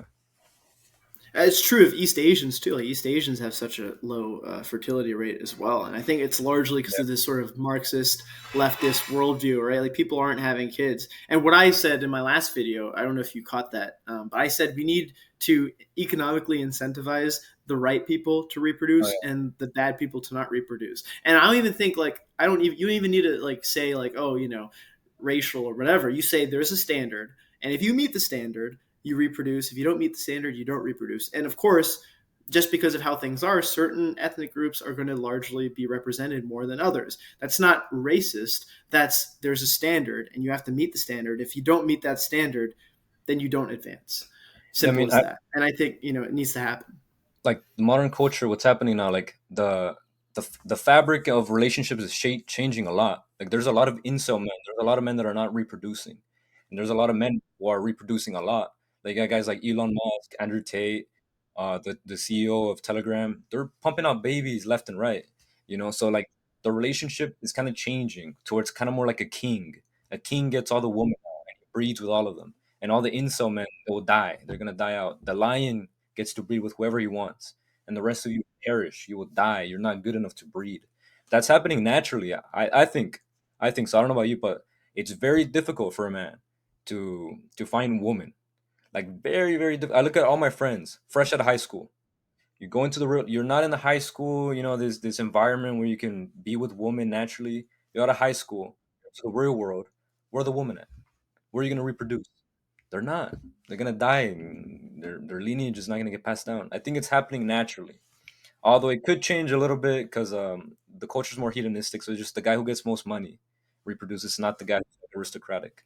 But yeah, Well, I mean, BAP talks about that. That's what happened in India. They stopped marrying based on caste, and they started marrying based on income, and that's why the beautiful upper caste became no different from the lower castes. yeah, Um, and this is why I think eugenics is important, right? And aesthetics is important. I know you said earlier like competency does a lot for a man, but I don't think we have to balance aesthetics in men too with the competency. Like men should also aspire to be beautiful, right? And I think with all this gene editing stuff in the future, who the fuck knows? We'll be like I talked about with Uber Boyo Gattaca. Like why we could have a Gattaca future where you select that one sperm cell that's like yeah, he's got the blue eyes. Like for example, um, if I were to have a kid now, like the with the lady I'm with, we both have recessive blue eyes because both our fathers have blue eyes. So we have a 1 in 4 chance of having a child with blue eyes. So imagine the gene editing, you want to have blue eyes because blue eyes look nice. Select for blue eyes, or select for the guy who's 6'5", and has 160 IQ. I don't think that's wrong necessarily. Um, some people don't like it because they think it's like unnatural. Christians really don't like it, but yeah. even like some trad guys don't like it because it's not like natural. Like fucking best sperm's gonna go through whatever. But I think that's the future. Is like selecting the best possible outcome and the best eugenic outcome, something like Gattaca. But I mean, the whole thing about Europeans being 7% of the world population is a problem, and I don't think it makes you a white supremacist to consider it's a problem. It's a problem because well, we all the I'm half white, right? Like I think that some of the most beautiful people in the world, right? I would say most of the most beautiful people in the world I find personally are European, right? Or even like castizas, right? That's like part European, or like East Asians are dying off. They're very beautiful, right? I want beauty to continue in the world. So if that makes me some word, okay, so be it. But I want the world to be more beautiful, and I don't want the world to just be lower IQ and lower beauty. And that's not saying that those people can't be beautiful or they can't be higher IQ. There are exceptions, but like the majority of people coming from countries where there's no education, where you have poor diet, where you have poor living standards, poor hygiene, they're going to carry that over to the countries they come to. So you talk about the Middle East and Arabs, right? If you love Islam so much, you love Sharia law so much, and you love your culture so much, why did you leave? Why did you come to Europe and try to make it like the place that you left because you didn't like it? It makes literally no sense. Yeah, and that's why people call me like a self-hating Mexican at times because like okay, Mexico's trash, the cartel is running it. But then you're leaving. All the smart, educated people are leaving to the United States. Why not stay in Mexico and try to fix it, try to make it better, fight the good fight? But no, they just leave. They exit to Western countries, and then tacos, salsa, and they want to shame the white man for living the way he does. So yeah, I see the problem in my people, and that's why like I voted for Trump, even though I'm Mexican. I know people who are immigrant. It is what it is. I'm Yep, it is what sorry. it is. I'm sorry. I'm a race trader. I'll call ICE on them if I need to. But yeah, Well, you're Castizo, so it's like it's not really, it's like you just had to choose a side, No, I don't even think it's like that, because like I mean, honestly, like Trump almost won the Latino vote. He was like 4% away from winning the Latino vote. Like if you're an immigrant, right, and you come here legally, right, you don't want more illegals coming in because they're going to take the little good that you've come to get. So of course they don't like that either. But it's interesting what you say about staying in your country to make it better. I absolutely agree. That's what should be happening. So as America, we should just conquer everybody. If no, everyone's gonna come here anyway, let's just fucking annex the world. no, I agree. I agree. You just like I hope Trump truly does it. He Yeah. takes over Canada, takes over Mexico. I think South America is a little bit too much, but definitely Canada and Mexico 1,000%. Greenland. Greenland, yeah, and Yeah. it's just like export that Western culture, everywhere because Mexican culture is so rich, it's so beautiful, Mm. and Yeah, I agree. then once you mix that with like prosperity, that U.S. culture, oof, it'll be beautiful. It'll be a beautiful future. Yeah, And Mexico's not even that bad off. Like their GDP per capita is like 20,000. It's just the cartels. Once you get rid of the cartels, like you're getting rid of like people don't realize how much industry comes from Mexico. How many things get produced there? Like it's ready to get better. All they need is a Bukele. You need a Bukele. You need a couple of fucking SEAL Team Sixes and Green Berets coming in the middle of the night with NVGs, yeah, Sicario style.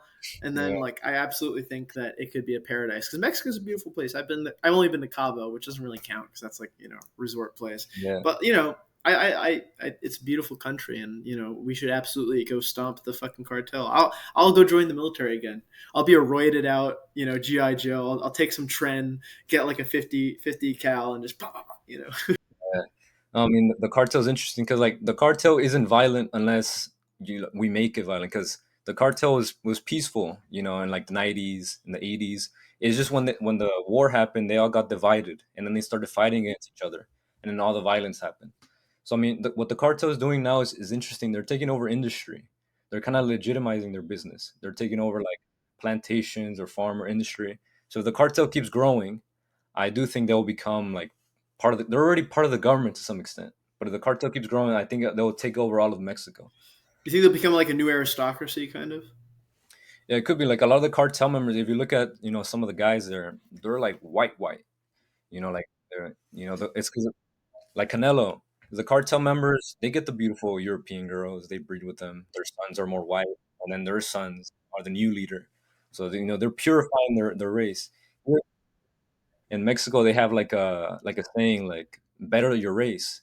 And Mexico's an interesting place because it's like the European um it's a spectrum, right? But there's like a white fetish here. Like it's a genuine white fetish. People love like güeritas they call them, like white people, whiter people. And they'll do anything to breed with a person that has lighter skin, blonde hair. It's a fetish here because I guess it has something to do with economics and like beauty standards. But yeah, white people are fetishized in Mexico. And I like that because, they're purifying the race more and more. And hopefully in the next 100, 200 years, if Americans keep breeding with Mexicans and Hispanics will become more and more European to the point where they become almost like technically white. Italians, are they white? Like people tell me I look a little bit Italian, right? So it's like, if Italian is white, how close am I to being white? It's Yeah. it's an interesting thing.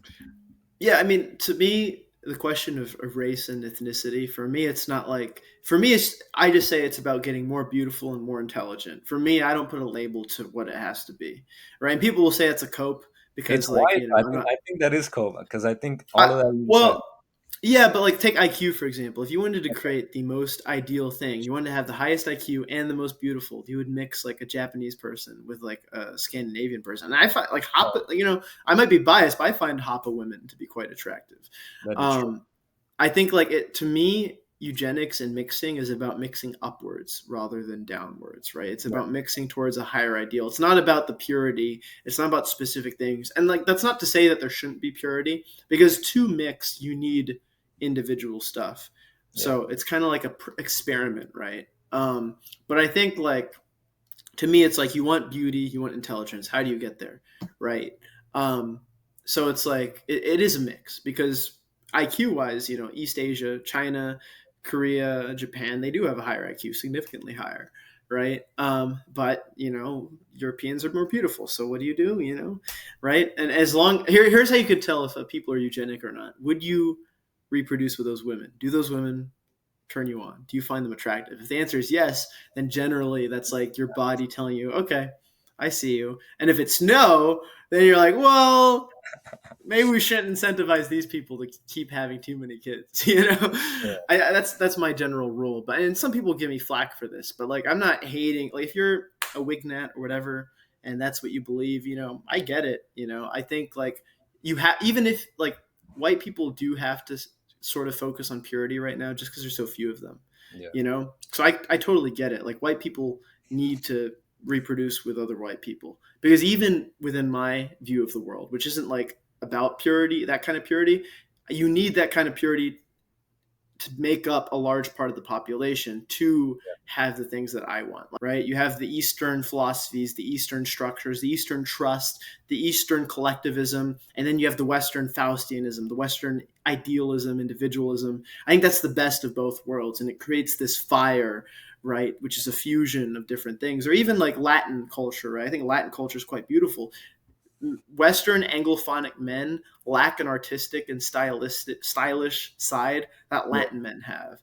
And I Yeah. think like the seduction, right? Like you see those jokes about German men and women. They're like, okay, yeah, we fuck tomorrow, 7 o'clock, yeah, Yeah. right. They're so efficient about it. I think this is sort of Anglophonic English sort of masculinity, whereas like French, Italian, Spanish, there's this sort of style. It's almost a little bit feminine, but in a good way, like not a Like gay kind of feminine. Don Juan or like a Latin lover. Yeah, I get you. Yeah.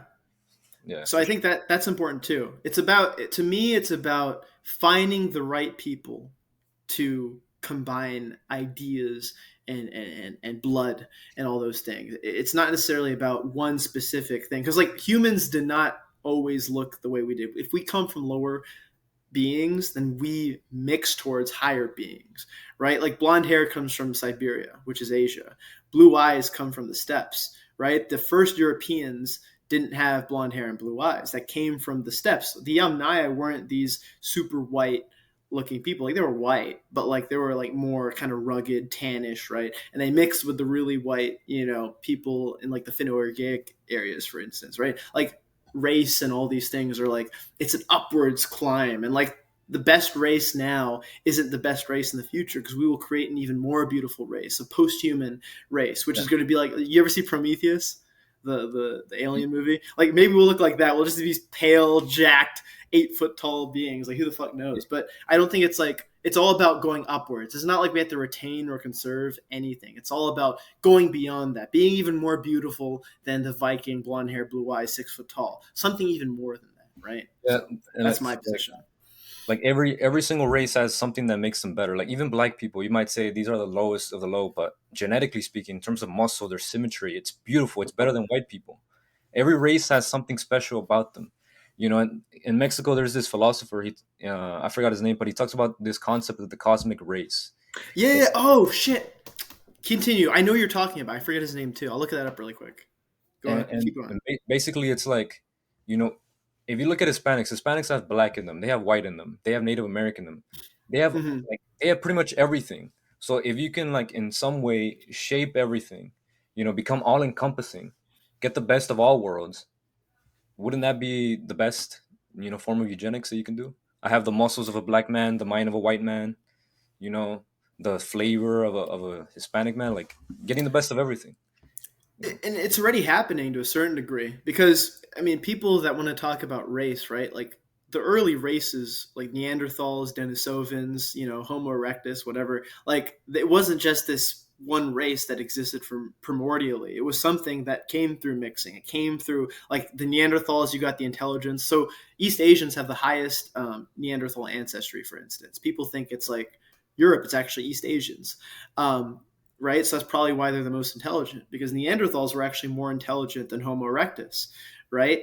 So it already is like our race today, and all the great aspects of race are already through the mixing. So if in some ways, Africa, for instance, right, it lacks a lot of that phenotypical diversity because like they're technically more genetically diverse, but not really in the sense that they have more resistances to certain diseases and all this stuff.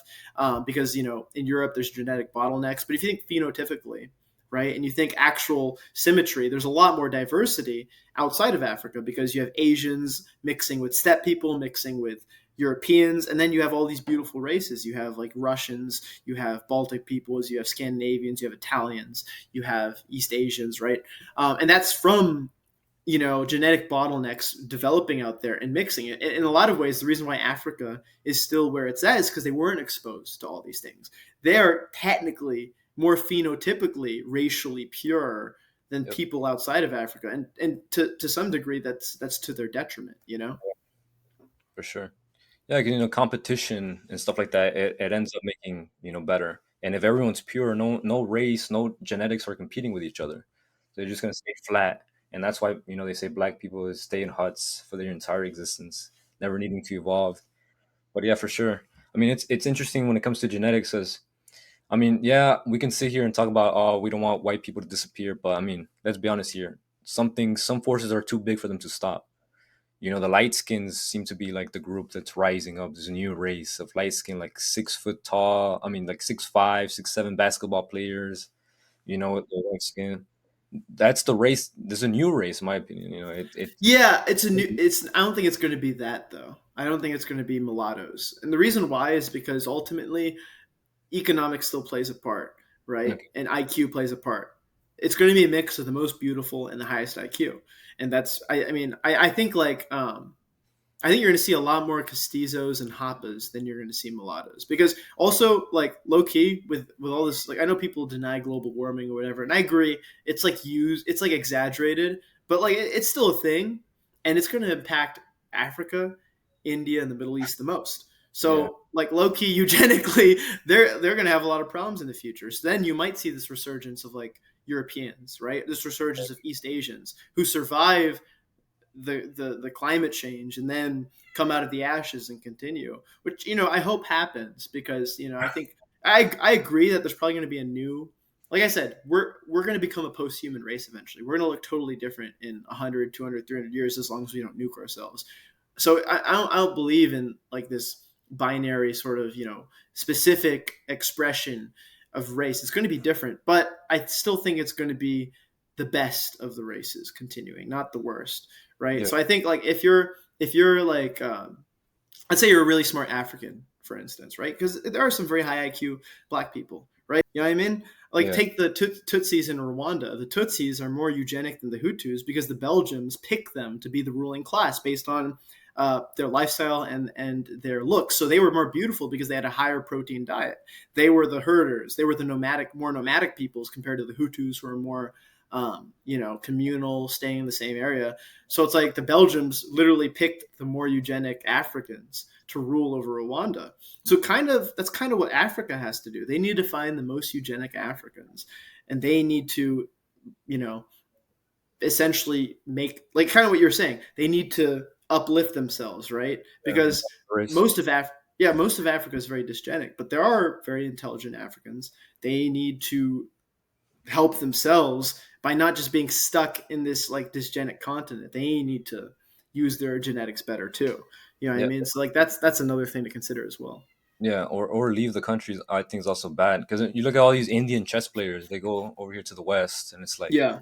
smart. What are you doing? Like, stay over there. But yeah, America's a melting pot, and God knows in 100 years how it would look. I think like the Hmm. beauty standard is definitely changing. I think the beauty standard, especially with liberals, like liberals, like people on the far right, they like purity, right? But liberals have their own beauty standard that looks a little bit more like light skin mixed, It's different, and it's competing beauty standards. It's interesting that Yeah, the world of beauty, there's a competitive element to it as well. You're like, there's beautiful light skinned people. Some of them look like alien creatures, but some of them look very, very, very good. You know, yeah. I just generally think that when I see like who are the most attractive mixed peoples, it's generally like Castizos, right? Like mix of Amerindian, Native American, and then basically what Mexico is, right? Mixture of yeah, Indian as a Native American, and then Spanish, right? Like, they look really good. People in Brazil, right? I think Hapas look quite good. Like, I saw this like half Japanese, half Asian uh, chick, and it's like this is an interesting look. It's something interesting. I mean, personally, I don't find like the mulatto look super attractive, but there's a few. I think it's whatever mix tends to be more aesthetic is generally going to take primacy, hopefully, because there's also bad actors that have an agenda that want the bad mixing. yeah. They want like the people are just No flooding white. Europe with Muslims.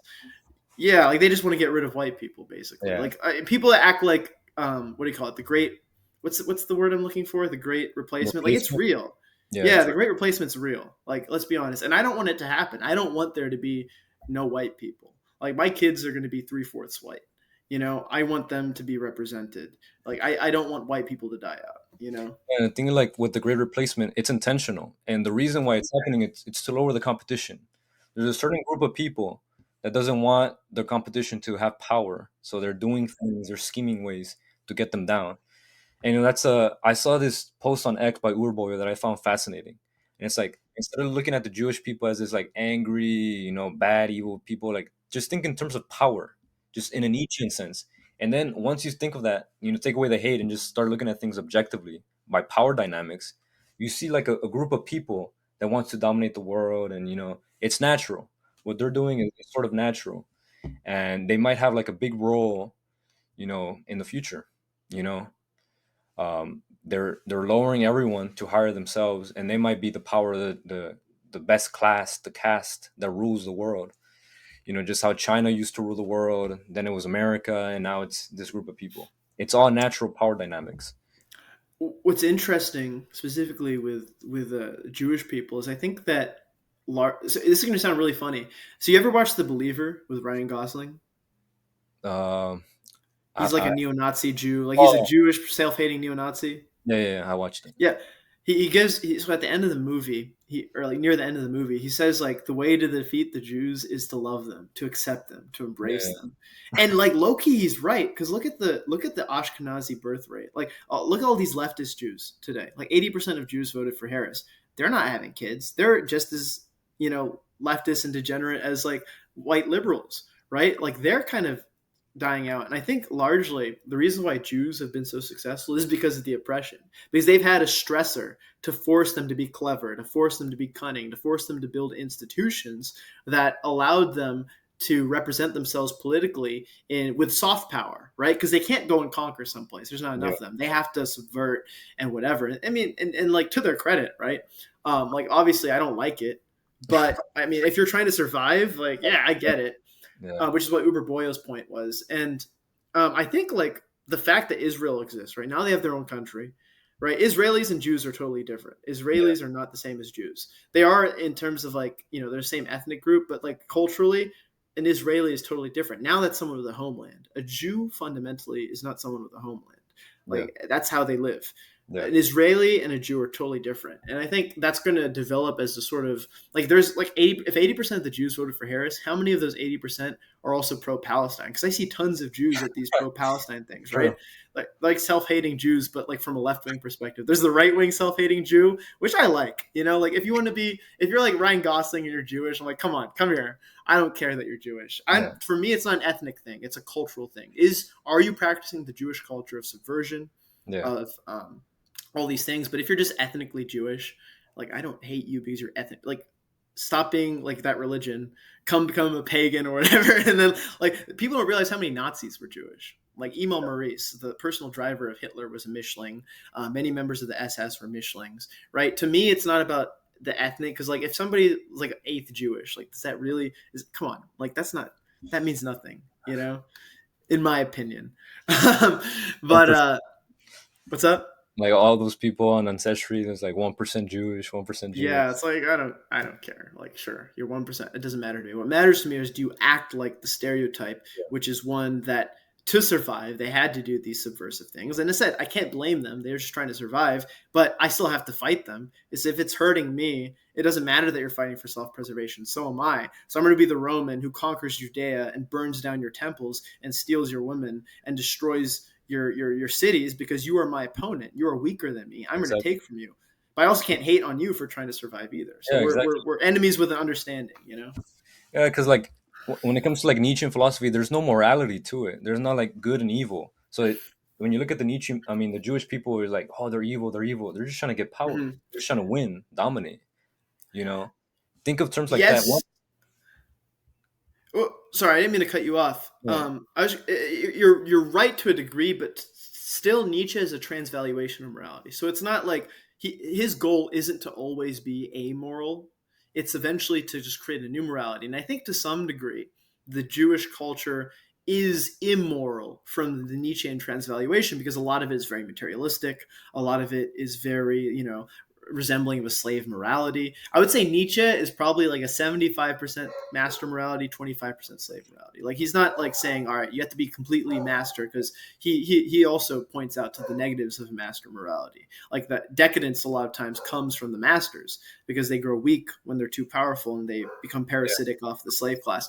But like to a certain degree, I think you still can apply a Nietzschean moral lens to Judaism and look at it negatively. But like Nietzsche's plan with the Jews was just to absorb them. Like, look, create a bunch of Mishlings, another generation of Mishlings, and in a few generations, they're not even going to exist anymore because they're just going to be absorbed in the native population. I think like this whole I don't believe in like you need to just separate them, just absorb them. Like just find Natalie Portman's, and you'll be good to go. And then it won't even exist anymore as an institution, and they won't have any power. replace them how they're replacing the white people. Yeah, I I mean, agree. pretty much, yeah. Yeah, let them be the melting pot. Because you're right. You know, a lot of the Jewish people they're kind of drinking their own poison. You know, not having kids, becoming liberals. So in some regards, they might shoot themselves in the foot. You know, and fall I think over. so. It's very possible. And then white people rise again in Africa and conquer the entire world and go to Mars. Yeah, but for sure, I think the whole Jewish thing. I think it's a little bit blown out of proportion because there's a lot of hatred attached to it, Yeah, uh, and also it's not really talked about much because of the whole like taboo of World War II. We don't want to repeat the same mistakes that we did there. Um, so it's kind of like kept in the closet, and when you keep things in the closet, they kind of grow scarier. You know, yeah, so I think that's kind of what's happening in Twitter and this whole because the JQ, like let's be honest, it's mainstream at this point. It's very very popular. Joe Rogan's talking about it. Andrew Tate is talking about it. This is not some freaking 4chan thing anymore. This is mainstream. it's become low IQ though. It's Like become now, look, most of like the Groiper movement is like Muslim now, because like now if you criticize Islam, they'll call you Jewish. interesting. Like in like a year, they're gonna be like, is it Jewish to be white? Because you're taking all these people who are traditionally anti-Semitic, so specifically Muslims, and now they're finding their ways into dissident right-wing spaces just because of that shared anti-Semitism. So now like Nietzsche is kind of an anti-Semite in some ways, like in the sense that he criticizes slave moralities and subversive moralities, but he's also not a stupid anti-Semite. He's not like Wagner. So he and Wagner split up because Wagner was like the ethnic kind of anti-Semite. Like take it to, like, oh, you're 12% Jewish, Yeah. like I think like there's intelligent ways to look at the JQ, like I think we're doing, and there's just stupid ways where, because like if somebody is born Jewish and they, like, for example, let's say they became a Christian or they became a pagan or whatever, and they completely changed the worldview, what reason then do you have to hate them anymore? I mean, you could say, I'm pretty sure they are like there's something in their genetic code that makes them like greedy or something like that, and which is possible. I think, certain races have certain characteristics. Yeah, but like 8% or like Yeah, 25%. okay, Like yeah, it's too much. that's like that's silly, and that's and the biggest stupid thing about the JQ is people say like oh, once Zionism doesn't exist anymore, and then like they show this perfect world. That's so stupid. You act like they're the only people that are doing these things. Yeah, Like there's so many bad actors in the world. Like China's a yeah, big threat. Islam is a big threat. Like you're acting like all your problems are going to be solved. Like you're in a fucking fairy tale, dude. And a lot of the problems with like the Groyper movement, a lot of the dissident right wing like hardcore JQ movements is that they make that their first principle. You can't make hatred your first principle. Is literally what Nietzsche talks about. You're now becoming a slave. The slave makes hatred of the master their first principle. So Spengler talks about the right kind of hatred, which is looking down. So I look down on that culture because I don't think it's noble. I don't think it's beautiful. But they look up and they hate upwards with envy. yeah, They hate they have the JQ because they envy the power they have. I don't envy that. I just don't think that it's the best expression of power. And my solution to that is, their men are not vril, so just go fucking create Michelings. Take the Ivanka yeah, Trumps of the world and the Natalie Portmans and go create Michelings. yeah. I agree. I agree. Yeah, because you're looking at things through like a more positive lens, and I 100% agree with that. Like the resentment, like you could they critique Christianity because it's a resentment ideology, but then they're doing the Mm-hmm. same things towards the Jews. Like Yeah, what? How ironic is that? So I, yeah, I don't like. But to be fair, actors like Nick Fuentes, I do respect because they do have like a loud voice and they are taking this more to the mainstream. They are corrupting it in some regards, but I they're think at they're least. corrupting it. Yeah. You don't think it's a good thing? Um, no, just because like the majority of his followers now are just Muslim, in my opinion. Like I don't because I see this a lot because a lot of these I see how these accounts interact. Like most of them are very anti-white, for instance. Like who's Nick Fuentes? Like Nick Fuentes has burned all his bridges. He's burned his bridges with Keith Woods. He's burned his bridges with like BAP. He burned his bridges with like who's his biggest ally right now? Kanye West. Yeah, That's the only person he goes back to. He's burned all his bridges with like sort of the white sphere, sure. aligned people. Like he's like here's one thing I'll say about Nick Fuentes. He is not a white supremacist. He is very far from white supremacist. Fuentes. Um, well, not just that, but his ideology is not white supremacy. He does kind of have this like race realism sort of thing. He doesn't really like race mixing, whatever. But he's not. He's almost like they say like gay race communism or whatever.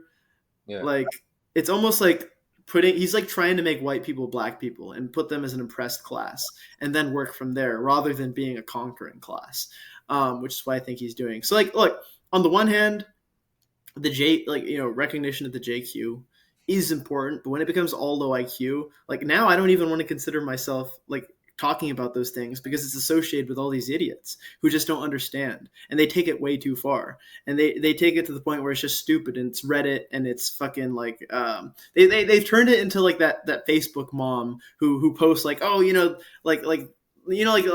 the Facebook mom who sees some conspiracy theory and repost it, but it's like yeah. totally fake. Like that's Like what they've turned the JQ going into. on. So now yeah, I don't even want to associate with those people. So like on the one hand, could it end up being good? It could, but I could see it turning into like something very like just like I wouldn't be surprised if who the they I'm talking about are funding people like Fuentes because it takes away all the actual people who have good critiques of them, who have critiques of them that could actually mean something because he's just making the whole thing look stupid in my opinion, or at least the people following him.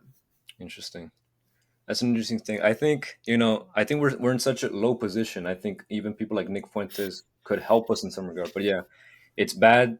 Even if he's like advertising us or pushing our ideologies forward, he's doing it in a corrupted way, in a way that's different. So yeah, I guess I Yeah, agree with you in some regards.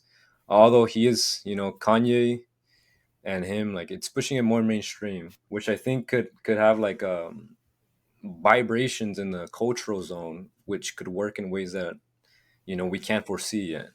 Culture works very interestingly. It works unpredictably. So I think maybe something could happen that could benefit us. I see it. maybe. I hope, I hope for the best. But like what I'm seeing now is that he talks about how he should ally with communists because at least communists have a lot in common with him and stuff. Like because the JQ is his first principle, his allies are just going to be anyone who calls out the JQ, even if they're leftists, That's even if they're Marxists. So like, I mean, and I'll give him some credit. Recently, he's been kind of pushing back on that. Like he's been criticizing Islam more, which I like. He's been criticizing Jackson Hinkle, who's a complete retard. Um, but I mean, I think he's look. I think the guy's funny. I think he's very entertaining. Whatever, he could have a positive influence. I just think that ultimately he is not contributing good things overall. And overall, he's never going to get anywhere. That guy's never going to become a president. That guy's never going to become a politician. All his followers are incels. Like you look like the Baptist followers. Baptist followers are like in the government. Like they're fucking reading BAM in the White House. They're fucking like those guys are like in the CIA, in the NSA, in the military. These are Chads who are actually doing shit. His guys are not doing anything. They're guys who are either Muslim or they're incels, and it's just like I don't know. It doesn't sound like a movement that's going to go anywhere. And he keeps shooting himself in the foot by burning bridges with people. Keith yeah. Woods was like the last straw when I was like, wow, what the fuck are you doing? Like you're cutting every single ally you have for very minor things, and he's not going to win that way. So, you know. Did you see that Keith Wood situation? The DMs. That was so funny. Like Keith Woods, come on. Who are of all the e-girls you could hit up? You choose the one that looks like a fucking like Botox in her fucking Yeah, forehead. Disgusting. Big nasty. L, big L. Yeah. Negative Riz, Keith Woods. Negative Riz. I lost a lot of respect because of that. It's ridiculous. I mean, I never Um, liked him anyway, but yeah, I mean, he didn't seem like the guy who has riz. He's always like, "Welcome to yeah. the He's got episode." like a pencil neck, He's not jacked like we are, He doesn't have these fucking guns. Bazookas. Yeah, for Yeah. sure. Yeah, Incident Right is a very interesting space. But as you said, like people like John Zerka, people like Oh, that. fuck that. He's so Yeah, stupid. like these people are becoming our face. Like we're getting Yeah. erased, and Good. these people are Yeah. becoming what's far right, which I don't Hmm. like to see. Or like Sneeko. Or like Sneeko, those people Yeah, are it's far so right, stupid. but like no, that They're not doesn't. really far right. They're just they're grifters, right? The They're grifters, yeah, appropriating it. yeah. I hate to see that because they're degrading the culture that we built very, very badly. But yeah, Even Andrew Tate to a degree. Like I'll admit he's not the worst of all those people, but even him to some degree, it's like I don't know. He's one of those guys where I think if he was more like his brother Tristan, like Tristan seems okay, uh, mm, from what I've seen. But like again, he'll like fraternize with like the Fuentes types and the Sneeko types, and like it's just slop. We need less slop because it turns the dissident right into a low IQ mass movement. What we want an elite movement. We want a movement of artists, of visionaries, of people who want to be the 1%, not people who want we want people who want the revolution of the 1%, not a revolution of 50%. yeah. That's what the low IQ JQ, the low IQ Groyper stuff is. It's trying to create a revolution of the majority. We want a revolution of the few, right? Um, I think that's how I would describe Well, it, right? wouldn't you say like you need both parts of the equation to properly overtake something? You need to create the noble lie. You need to create the platonic noble lie for the masses, but you can't distill it too much. See, the problem with a lot of what's happening in the DR is that they're like distilling it to a very too low of a level. Like take Trump for instance, right? Trump is a populist movement, but there's room for the elite to put themselves in the Trump cabinet, to have his ear, Okay. right? But they themselves are not sacrificing part of their message to get to him. So you take the MAGA movement, right, as a tool. It's not perfect. There's a lot of idiots in MAGA, right? There's as many idiots on the right as there are on the left when you split it up to a mass scale. But if you attach yourself to Trump, for instance, right, and you have his ear, you have his influence, you can appropriate that populist movement to have the mass support you need to push policy, to push legislation, right, to get people elected who could do those things. But you yourself are not sacrificing something. So BAP, I think, is a good example of somebody who attaches himself to the Trump movement, but doesn't distill his ideas. And look, I have disagreements with BAP as well, but I think he's a lot better of a representative than someone like Nick Fuentes. and not like a public representative. Like I don't think Bap doesn't want to be a political leader. He shouldn't be a political leader, but as an Yeah, intellectual leader, because Nick Fuentes is like a middle ground where he's kind of trying to be an intellectual leader and a political leader. If Nick Fuentes was just a mouthpiece for somebody else, he would be great because he's a very great presenter. He presents things very entertainingly. He appeals to people, right? But the problem is he's like he's a mouthpiece for ideas that just uglify our movement and bring it down to a low yeah. IQ level. You know what I I mean? Something that I see in the like the far right movement. There's a lot of intellectuals in our movement, but I don't think there's a lot enough people who can bring it down to the mass level.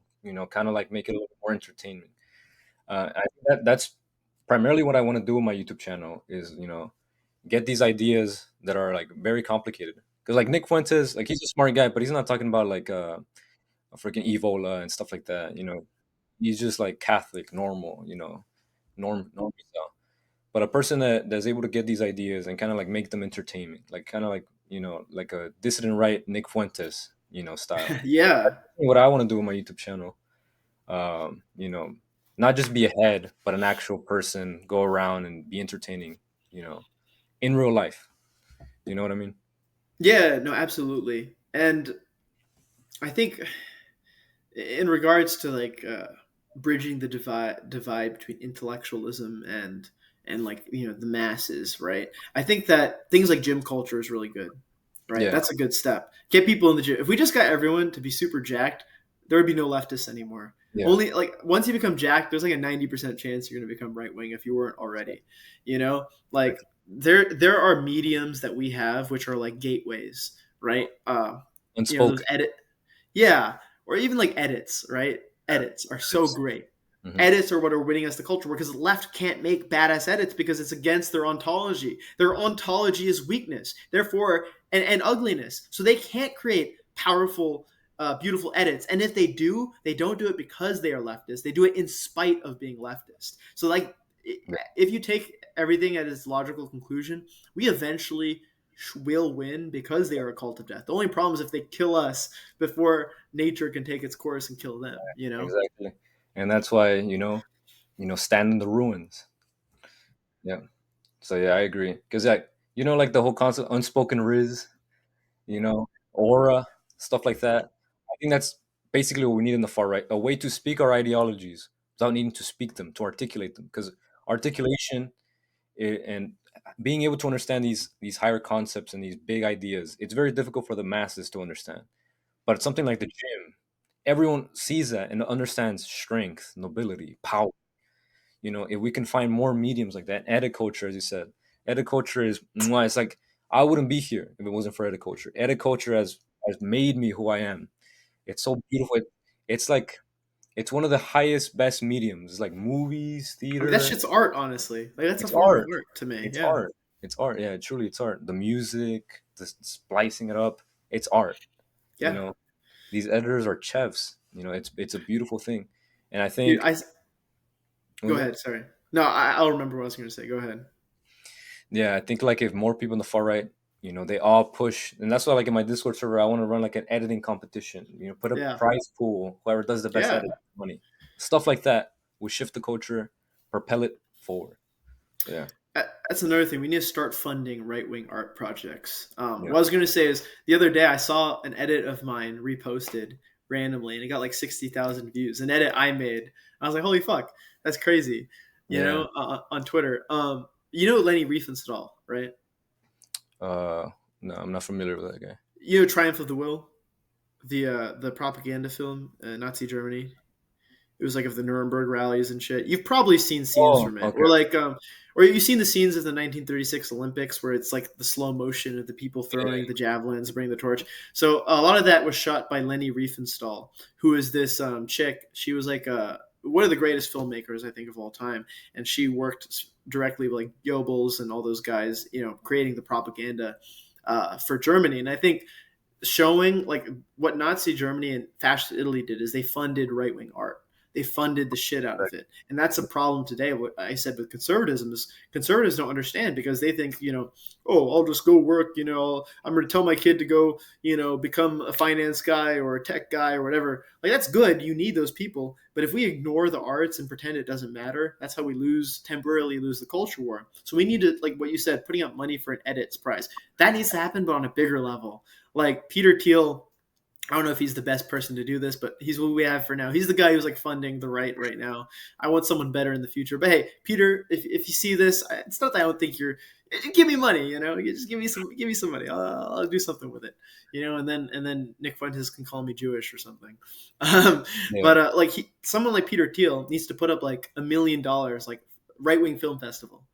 Don't call it right wing film festival, obviously, but code it that way. Code Yeah. it that way. Or like give money to Passage Publishing. Like Passage Publishing does story writing competitions. They're a right wing book publishing company. I don't know if you're familiar with them. But stuff like that, like the right needs to start funding art. This is what I like about Bowden is he talks a lot about the importance of art in a lot of his lectures. And we need to refocus on art. We need to refocus on this vital aspect of our ontology. The ontology of the right is beauty. Therefore, if we don't have mediums to express the beauty of the right, then people will be misguided to think the left is more beautiful, and all the artists will go to the left. And this is horrible. The reason why theater kids are so unsufferable is because they're not fascist theater kids. We need fascist theater kids now. We need fascist artists. That's true. 100%. So Yeah, like the Daily Wire. I don't know if you see, they started making movies. yeah, I have Trash. seen. I mean, they're bad, but that's what we need to do, just like in a Oh, good way. Like we at need a least not gay Daily Wire. yeah, at least they took some initiative. But yeah, like edit culture, music, all of that stuff, art. We're gonna win, as you said. We just need Yeah, to, stand in the ruins because they're death code. They'll die eventually. They'll yeah, perish. Nature will take revenge on them. It's yeah. us. Kali Yuga. Exactly. We need to stand firm, stand beautifully, and it's not gonna happen if there's no money because money makes the world We go need round. that dinero. Yeah. Dinero, Peter yeah, Thiel. You hear me, Peter Thiel, or Elon Musk. Like Musk should be pumping the shit out of right wing art projects. yeah. Like Musk should give me $10 million right now. Or maybe I'll just I've been messing around with crypto recently. Maybe one of my things will hit big. I invested $50 into SolX. All I need it to go up is like 500,000%, and I'll be a millionaire. So Soul X. What is that? yeah, it's like it's supposed to be like I don't know shit about crypto. I asked Grok. I was just fucking around. I was like, Grok, what if I wanted to make $1 million for $10? What crypto would I invest in? It said Solex. It's like a second layer thing for like Solana or The whatever. I don't know what the fuck that means. I don't really expect to make any money. I'm just fucking around, having a laugh. I think the bull runs So we'll see what over. happens. The bull runs. For what? Yeah, the bull runs over for a crypto already.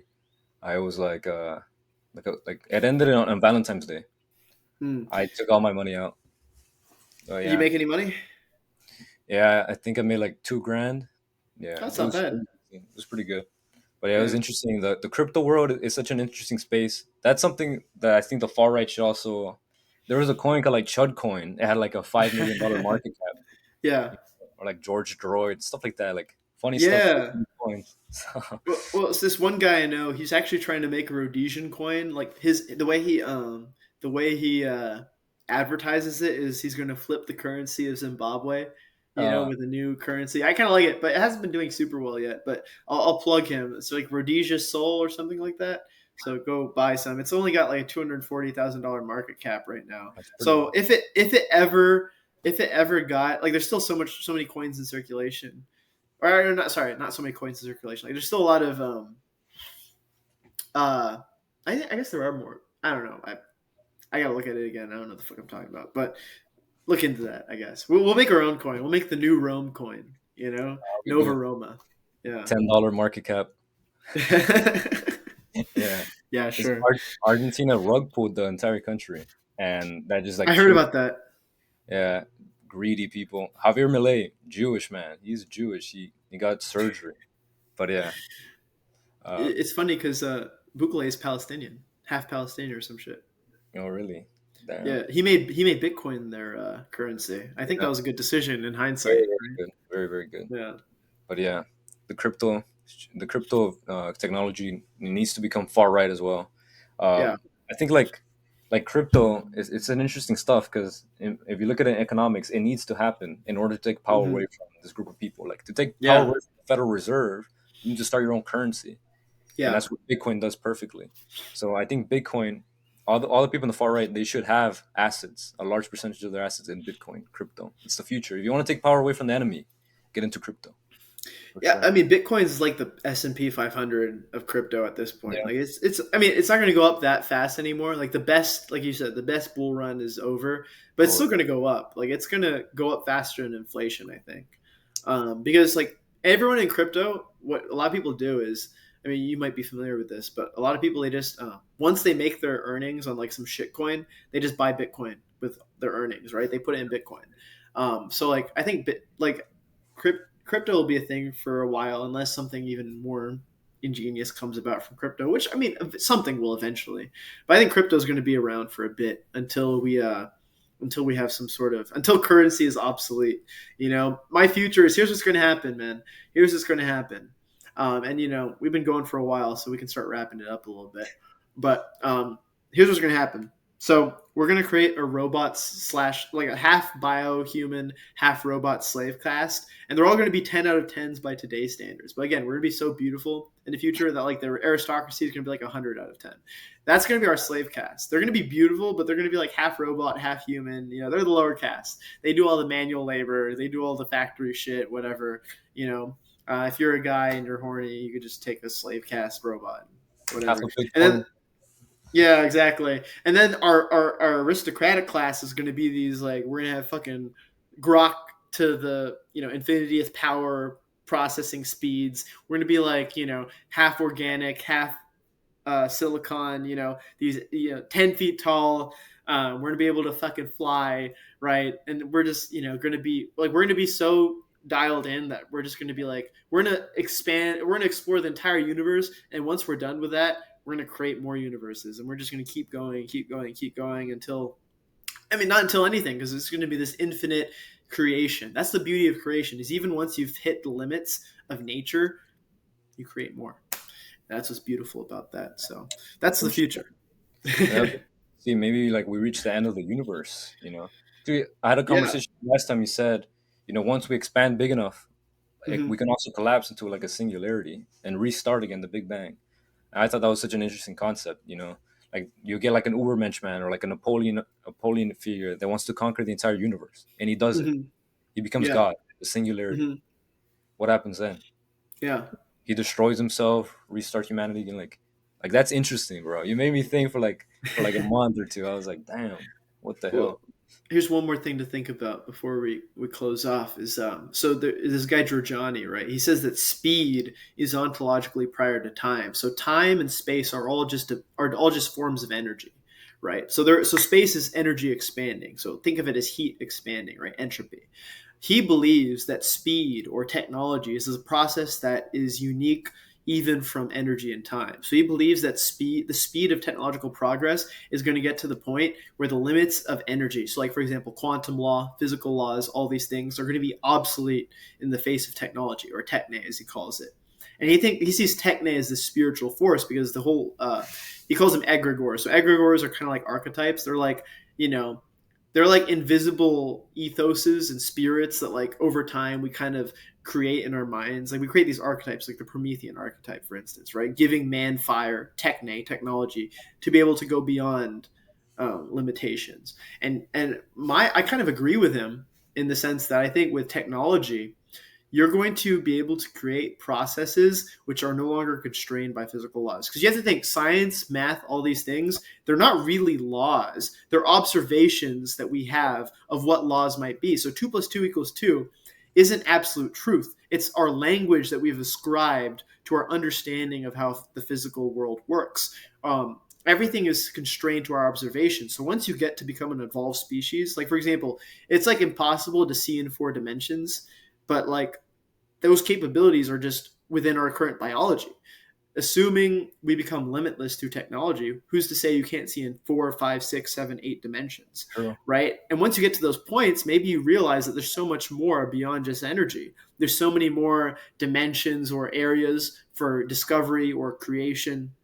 And basically, everything that we think is true now need not always be true because they're all based on our observations. So, with technology and with this speed, with the future, like there's going to be so like part of the reason like I here's what's going to happen, right? So I may die young because of my beautiful fiery life, but I will make such an impact that in the future they're going to time travel and bring me back so I get to see the future. They're Okay. going to put me in this Prometheus cyborg body. And you too.